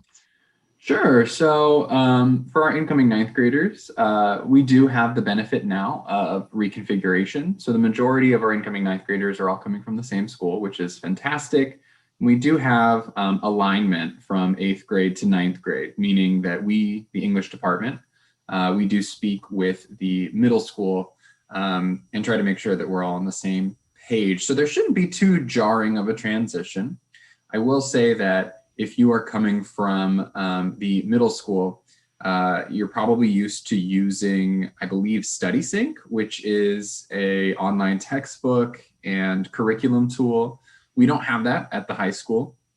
Every English teacher creates their own curriculum. We have a multitude of books that we select. Every ninth grade teacher is going to be a little bit different. And then, as Ricky pointed out, some of you might be on track for honors. And so you'll have summer reading for the first time in your life, I would imagine. So summer homework is a part of our honors English program. You know, Miss Goller, one of our English teachers, puts a lot of time and effort into picking the texts that are read over the summer. And so it's you know, it's going to be a transition with more work, with more writing, more reading. And you're going to see that between every grade from 9th to 10th, from 10th to 11th, from 11th to 12th. But yeah, we've got a great English department here. I believe we currently have 12 English teachers. So you've got quite a bit of diversity between teachers in terms of what we teach. And so, yeah, no matter who you end up with, you're going to have hopefully a great experience. You will be challenged. And yeah, I hope you look forward to it. Cool. And looking the overall curriculum as a whole, some students will be, you know, fine with a normal English class, so from English 9 to 12. And some students will also be willing to take, you know, more rigorous classes. So AP Lit, AP Lang, and, you know, those honors classes as well. So how would you compare those honors and AP classes to the regular English class? I mean, there's a difference in the credit you get, but, you know, just sure. How would you differentiate them? So of course, for those of you that are coming to high school, you know, your performance in high school is what determines your aptitude for college and your college readiness. So if you are somebody who's looking to get college credits in high school, then you're probably going to end up taking AP Lang and AP Lit your junior and senior year, which are our most rigorous English courses available at Beverly Hills High School. And the precursor to that would be to take English 9 honors and English 10 honors. Now, those courses are designed to be rigorous. Our honors and AP program, which is run by Dr. Rubenstein, is rigorous, meaning that it's going to require you to put in a bit more work, a bit more time, and a bit more energy. Our honors and AP program is fantastic. If you are currently an 8th grader watching this, you have probably already been informed about applying for the honors and AP program. It's determined upon your performance in 8th grade, a recommendation from your 8th grade teacher, and your writing abilities. Once you come into 9th grade, you're going to take something called the Freshman Writing Proficiency Exam, which is a test that all freshmen take, regardless of whether they are in honors or in regular English. Yeah, it's going to be challenging. All of our English courses, I would say, are challenging. But if you are on that honors and AP track, you're probably already mentally preparing yourself for doing a bit more work. And that'll be a challenge and something that hopefully you're up for if you are interested. We have a fantastic honors and AP program. So if you are interested in taking an honors course in 9th grade, then you should speak to your 8th grade teacher right now, and also reach out to Dr. Rubenstein, who all of our contact information is on the Beverly Hills High School website, and you can see about making sure that you are put into the honors program. Awesome. And now switching gears to the student body. Now, I believe this is your first year instructing the ASB as an advisor. Is that correct? That is correct. Yeah, I'm now 4 or 5 months into my first year as the director of student activities. That is correct. That's awesome. And just looking at ASB, I mean, me personally, I've been working with ASB at KBEV a lot, and it is just amazing to see how organized everyone are, and it's just really amazing to see that. But for new students and transferring students, they might not be familiar with the concept of ASB and student body. Now, what is student body? What does ASB do for students? What kind of program do they design? What kind of events do they offer for students? Yeah, so ASB stands for Associated Student Body, and if you decide that you want to be a student leader, or if you are somebody who likes taking a leadership role, likes being active and involved, ASB is definitely the class for you. It's a mix of all 4 grades, so it's one of the few classes that you can be a freshman, take a class with a senior. So it's all 4 grade levels represented. We have all of the elected officials of the student body in the course. So we have our senior class officers, junior class officers, sophomore, freshman class officers, and then we also have our head row who oversee the class itself and sit, making decisions for the student body. What ASB does, we plan events. So any dances, rallies, any sort of student-centered event would be planned by ASB. We also oversee all clubs on campus. We oversee money spent. And so ASB represents the student body by design. And their job is to approve money, to allocate money to clubs and on-campus organizations, and to make the Beverly experience as exciting and fun as we can for students. So a lot of what we do is really fun. Planning events for the student body, getting to have a stake in that and having a say in that, and having your voice heard. If you want to join ASB, that's the way to do it. And yeah, I mean, our whole purpose is to be a check and balance for the school system, for the money spent on campus, and so to represent the students, and then to also put on events for students and make campus life as fun and as spirited as we can. Nice. So for returning ASB officers, they will be extremely familiar with the environment and the programs you guys do. But for students who are willing to join ASB, they might not be familiar with what you guys exactly do and how the daily, how a normal day would look like being as an officer at ASB. Now, how would you illustrate the day as an ASB officer? What do you guys do every day in class meetings? Yeah, so every day we have a formal meeting, which is presided over by our head row officers, particularly our head row president. What happens in meeting is we go over items, right? So it's meant to be formal. So you learn about, like running a meeting, participating in a meeting, voting, overseeing the, we do approvals, which is where we approve money spent. We do that every Friday. And then we usually break and we go into committees. So every member of ASB serves on multiple committees.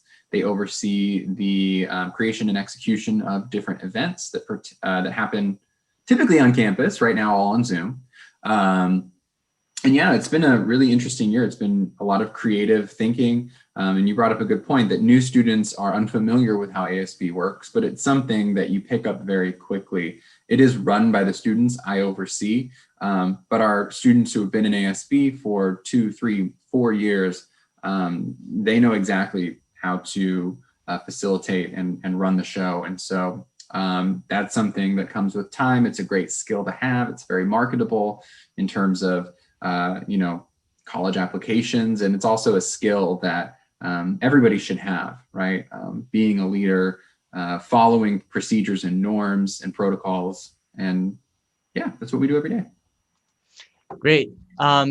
This question will be a little clunky because you are an advisor at ASB, but just looking just looking at ASB as an English teacher or as a faculty member at the high school, why do you think students should consider joining ASB? What qualities will make ASB so special? Well, I can speak from experience as a student. When I was in high school, I was in ASB all 4 years, and I did student government even in middle school. So when I came to high school, I knew that was what I wanted to participate in. What I will say is that it's honestly the most fun class I ever took as a student. It's not a traditional class. It's all about participation and about getting involved. And for many students, that's something that they're lacking, right? They're not involved on campus. And this is an opportunity to get involved, to meet people, to go to conferences and to become a leader. And it's a great feeling to feel like you are doing something that you can see the results on campus. And so I think that being a part of ASB was the greatest decision I made in high school. It's a big part of the reason why I became a teacher and why when this position for ASB advisor opened up, I jumped at the chance because this was a really formative class for me, something that really, made me motivated. It creates ambition and drive. You set goals, you understand deadlines. And I think that it's just a really great, prepare yourself for life after high school and participating, collaborating with your peers in a way that is fun, but also challenging at times. You have to work with people who maybe you don't see eye to eye with or have different ideas than you. You've got to advocate for your ideas, and you learn a lot. And I think it's just a really great way to be involved and to find motivation and purpose on campus. Absolutely, and I can definitely second that as a producer, not only as a producer at KBEV, but also as your former student. Mr. Hengler was in fact my sophomore English teacher, and despite which programs you take, if you take the regular English or AP class or even ASB as an elective, I'm sure all of you guys will have an awesome experience. And Mr. Hengler, again, thank you so much for joining me here today. Once again, I'm Ricky Lee from KBEV. And now let's send it back to our next segment. Thank you guys for tuning in. My name is Jacob Getty, and I'm joined here today with Mr. Joseph. Mr. Joseph, how are you doing today? I'm great. Thanks for having me on. Okay, so before we start, I'm sure the viewers would like to know which classes you teach. So I'm a teacher at the high school. I teach economics, government, psychology, so social studies in general, and then sometimes U.S. history and world history, depending on the year. And what's your relationship to the summer school? So my second job is I run the summer school program as principal for Beverly Hills Education Foundation. So this will be my third year in that position, and we're excited about what we're going to be offering this summer. Great. So can you give me an overview about how summer school works and the opportunity that it gives to students? Sure. So first, our dates for this summer are June 21st through July 7th for first semester, and second semester will be July 8th through the 23rd. We offer a variety of classes, and we're kind of taking after the model that the Beverly Hills Unified is doing. We have a lot of our classes will be offered as independent study through in similar to the ILC. And then we'll also have some classes offered in the model of the live at USD, where the teacher will be teaching live instruction in kind of a hybrid format due to the changes that happened with COVID this past year. So what are some of the popular classes that people typically take when they enroll in summer school? Some of our more popular classes are health. This year we're offering finance, personal finance for the first time, which is both are one semester classes, which if you wanted to do 2 semester classes over the summer, you could this year. Honors geometry, world history, those are probably the more popular classes that we've had in the past. And of those classes, which grades tend to take those? So for summer school, there's more flexibility in scheduling and certainly working with the counselors to figure out what works for your schedule and what classes you need. For our rising freshmen, health is the most popular class, which I think finance will be a nice one to couple that with if you wanted to do both. And the benefit of that is really opening up your schedule, give you some more flexibility once you're at the high school to maybe pursue some electives and some classes that may not fit in if you didn't do those classes in the summer. Right. And during school, how has COVID-19 impacted your classes? What does that look like for you? Right. So, well, 2 summers ago, we were all in person, and we do have a contingency plan. If that's an option for us, we would love to be back in person for instruction, as I'm sure most of the kids would like to be too. But we're planning again for a virtual summer school where there will be the independent study option for many courses, and then the hybrid of in-person instruction via Zoom or Google Meets.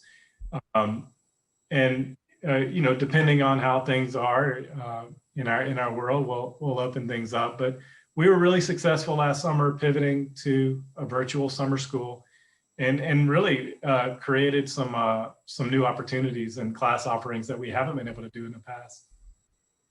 That's great to hear. Okay, Mr. Joseph, thank you so much for joining us. It's been a pleasure. Thank you all for watching, and we'll see you at the next segment. What's right about Beverly during the pandemic has been KBEV. I really appreciated all the kids adapting to the new way that KBEV's been running without a regular access to a studio, and the transition from in-person to online classes. Basically, in June, when everything opened up, you could see the world in a much bigger sense versus when you were stuck in your home, and you learned to appreciate more, and you did appreciate more. And what that means is basically that when you learn, you can take it and use it for the rest of your life. When you're just appreciating, it's just in the moment. And then when I relate this to school, is that I'm very thankful that we have school and that we don't have nothing. So at least we do have online school. We have the hope of going back to physical school. And I'm very grateful, and I know a lot of people are. What's right about Beverly during the pandemic is KBEV and the sense of community and love that's in the class. It gave many students the opportunity to be more productive and to pursue many of their goals, and they wouldn't be given these opportunities if it was otherwise without the pandemic in many cases. We learned how to keep our friendships and make them stronger, although it's in a different way, and also KBEV because of the loving community it is and always was. So during the pandemic, I learned how to supervise and oversee pretty much all the virtual productions that happened around the media center, and I also learned how to work with other school organizations. I've worked with our ASB and also our school district and our school administration. During that, I again learned how to lead my team and work with other teams, and I learned how to collaborate with others. I've been able to manage my time better, use social media for the better, and overall connect teams across the United States. I learned that how much you need to be thankful for and grateful for the things that you have, and I also learned that through times like these, you can still find a way to still produce content and stuff that you love to do. During COVID, I initially felt robbed of so many opportunities. I was upset that I couldn't run my last season of cross country with my team, take on my first semester as a producer in the KBEV studio, and spend my senior year in class with my friends. This experience staying home has taught me to not only appreciate what I have, but also live in the present. While I did not get the KBEV experience I initially expected, adapting to producing KBEV productions online taught me how to adjust to unexpected circumstances, communicate within a team and with others, and make the most out of a given situation. KBEV is an amazing creative outlet for me, and even though my final year could not be in the studio, I'm incredibly grateful for the past semester and can't wait to finish out the year strong. What's right about Beverly during the pandemic is the smooth transition from in-person learning to online schooling, which has really taught me a lot of computing skills, in my opinion. And also, I've had a lot of free time during the pandemic, which has really allowed me to do what I love and really strive towards my passions. And most importantly, I've also spent a lot of time with my family.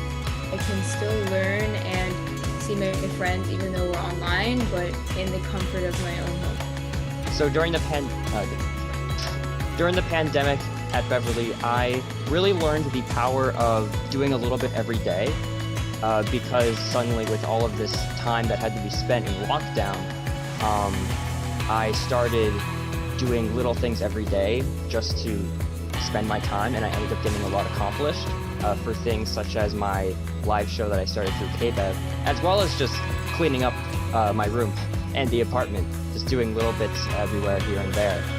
And the pandemic really taught me the power of doing a little bit every day and sort of investing your time for the future. How students and teachers came together to make this school a more fun place, even though it's online. And even though we're not at school and we can't help each other, we're still trying our best to help each other through the internet.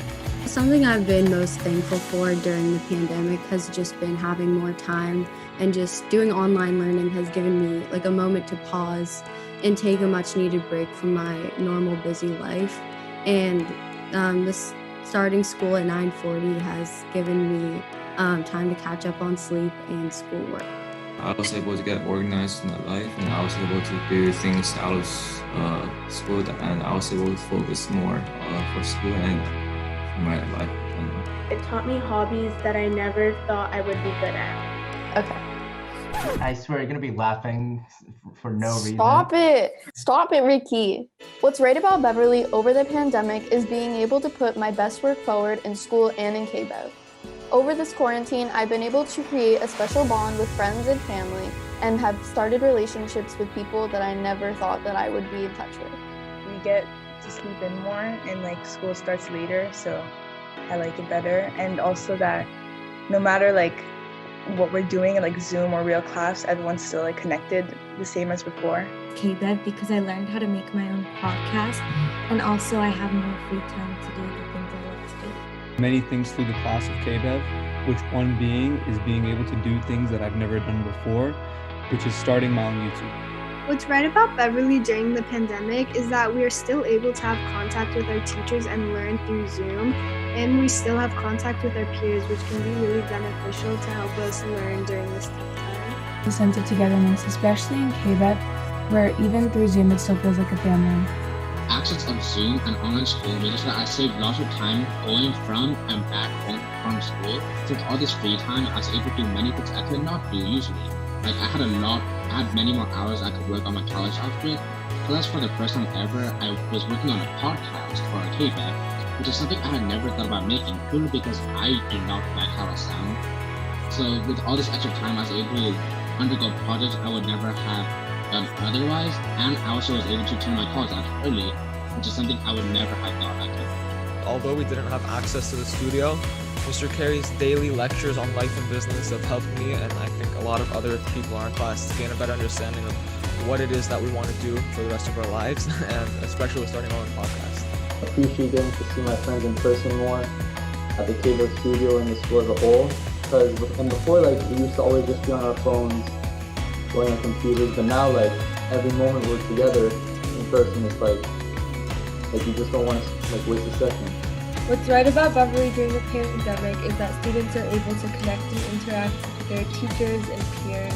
I'm thankful for the relaxed mornings and KBEV. Even though we're all online, we're still able to produce a great new show in KBEV, and I've also had a lot of time to spend with my family. Being able to connect with teachers and friends through Zoom while being in the comfort of my own home.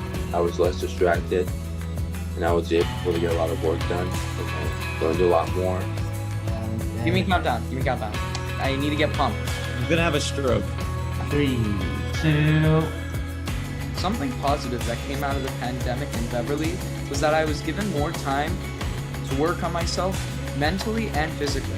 What's right about Beverly during the pandemic are the teachers. Some of them have children at home, and they still give their all to do their best to teach and to get grades in on time, and they're all understanding of technical problems. During this pandemic, I've learned to appreciate what I have and see that the things I have around me are really great, and to know how important they are and know that they're not always going to be around. So with the time I have with them, I need to learn to appreciate them and cherish them, and know that these moments aren't going to last forever.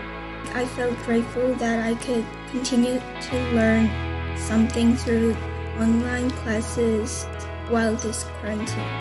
KBEV, because when I joined, everyone was super sweet and helped me adjust to the class. And KBEV also introduced new opportunities for me, which I'm grateful for. I think one of the most important things to realize when being put into quarantine was that we finally get to appreciate the aspects of school that we usually take for granted, the most important thing I think is the community that surrounds each and every one of us.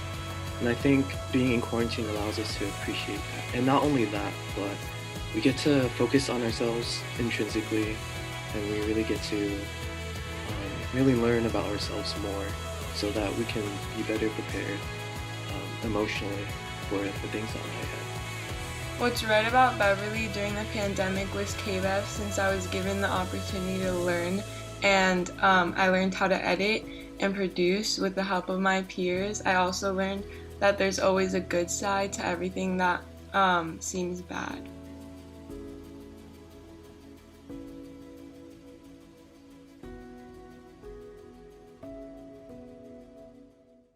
Okay, so just please introduce yourself to the audience. Hello, everyone. My name is Kim Decatrell, and I am the Assistant Principal of Instruction at Beverly Hills High School. Okay, and then before we start, students and parents oftentimes may not recognize all the support and responsibilities you take for the high school. Could you give us a brief overview of how your day looks like as an assistant principal? Being an assistant principal keeps me very, very busy. All of the assistant principals and Mr. Mead as principal were all very busy from 6:37 in the morning till 6:37 at night. But what we do is spend our time working with students, teachers, families.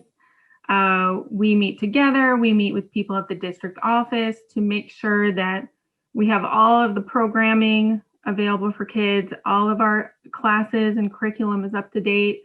Operations are running smoothly. Special services and student services are available. So my role is primarily to supervise things related to instruction. So I spend a lot of my time working on things like the SAT or the CASP exam, making sure those are available and ready, although this year's a little bit different in that regard. AP exams, for example, those will be happening. I also work closely with the counseling department to make sure students are enrolled properly. We have the right course offerings available to meet the needs of the students and the community. I work with teachers on our professional development, and we have ongoing professional learning that we engage in to make sure that we are, applying best practices at all time and keeping up with research. So I do a variety of things as assistant principal. For incoming students and parents, they can be a little bit confused about different courses and programs that we offer at the high school. What resources will parents receive, and how can students and/or parents reach out if they need any help in academic planning? I'm glad that you asked that. It's a really great question. And one of the things that is so wonderful about Beverly Hills High School is that we have so many offerings and so much programming. There's really something for everyone, but it can also be a little overwhelming to, figure out what is the best choice going to be for me, and how do I fit this all into a 4-year plan that will prepare me for whatever is next. So we have created a document called the Pathways for Success Guide, and it is available on our school website under academics. It's also available at the district website under education services. And it's a nice document because it's an at-a-glance version of all of the different pathways we offer through all of the departments that we have. It's not a comprehensive document. It doesn't cover every possibility, but it does capture in a user-friendly way the typical pathways that students follow. We also have the Norman Guide that has very detailed course descriptions. You can also look there, and that includes our policies as well. And the Counseling Corner on our school website is a wonderful resource for information about your academic planning, and then things like clubs and programs and activities, and different departments that you might want to participate in at the high school. Okay, great. And then what programs does the high school offer to prepare students for their future? All of our programs prepare students for their future. So because we have so many offerings, you can really be a well-rounded student. And when you hook on to an interest, you can go deep with it. Whether you're college ready, career ready by the time you graduate, you will have completed the A through G requirements. So you're automatically UC approved. And our students just really, going through our school and our programs are just ready for anything. All kinds of different colleges, public, private, big, small, local, across the nation, but also to engage in careers. We have students that go straight into careers. Sometimes we launch students from the independent study program who are already engaged in careers. So our CTE program allows you to sort of join the academic and the technical together. So there's a myriad of options. The toughest part is just you have so many choices. What do you choose? But it's a great place to explore too if you're not quite sure yet. And then lastly, do you have any advice for students and parents just in general? I think that's a great question too. I think the number one piece of advice is just do you. We can be a very competitive place, and it's tempting to look around and compare what am I doing to what my friends are doing.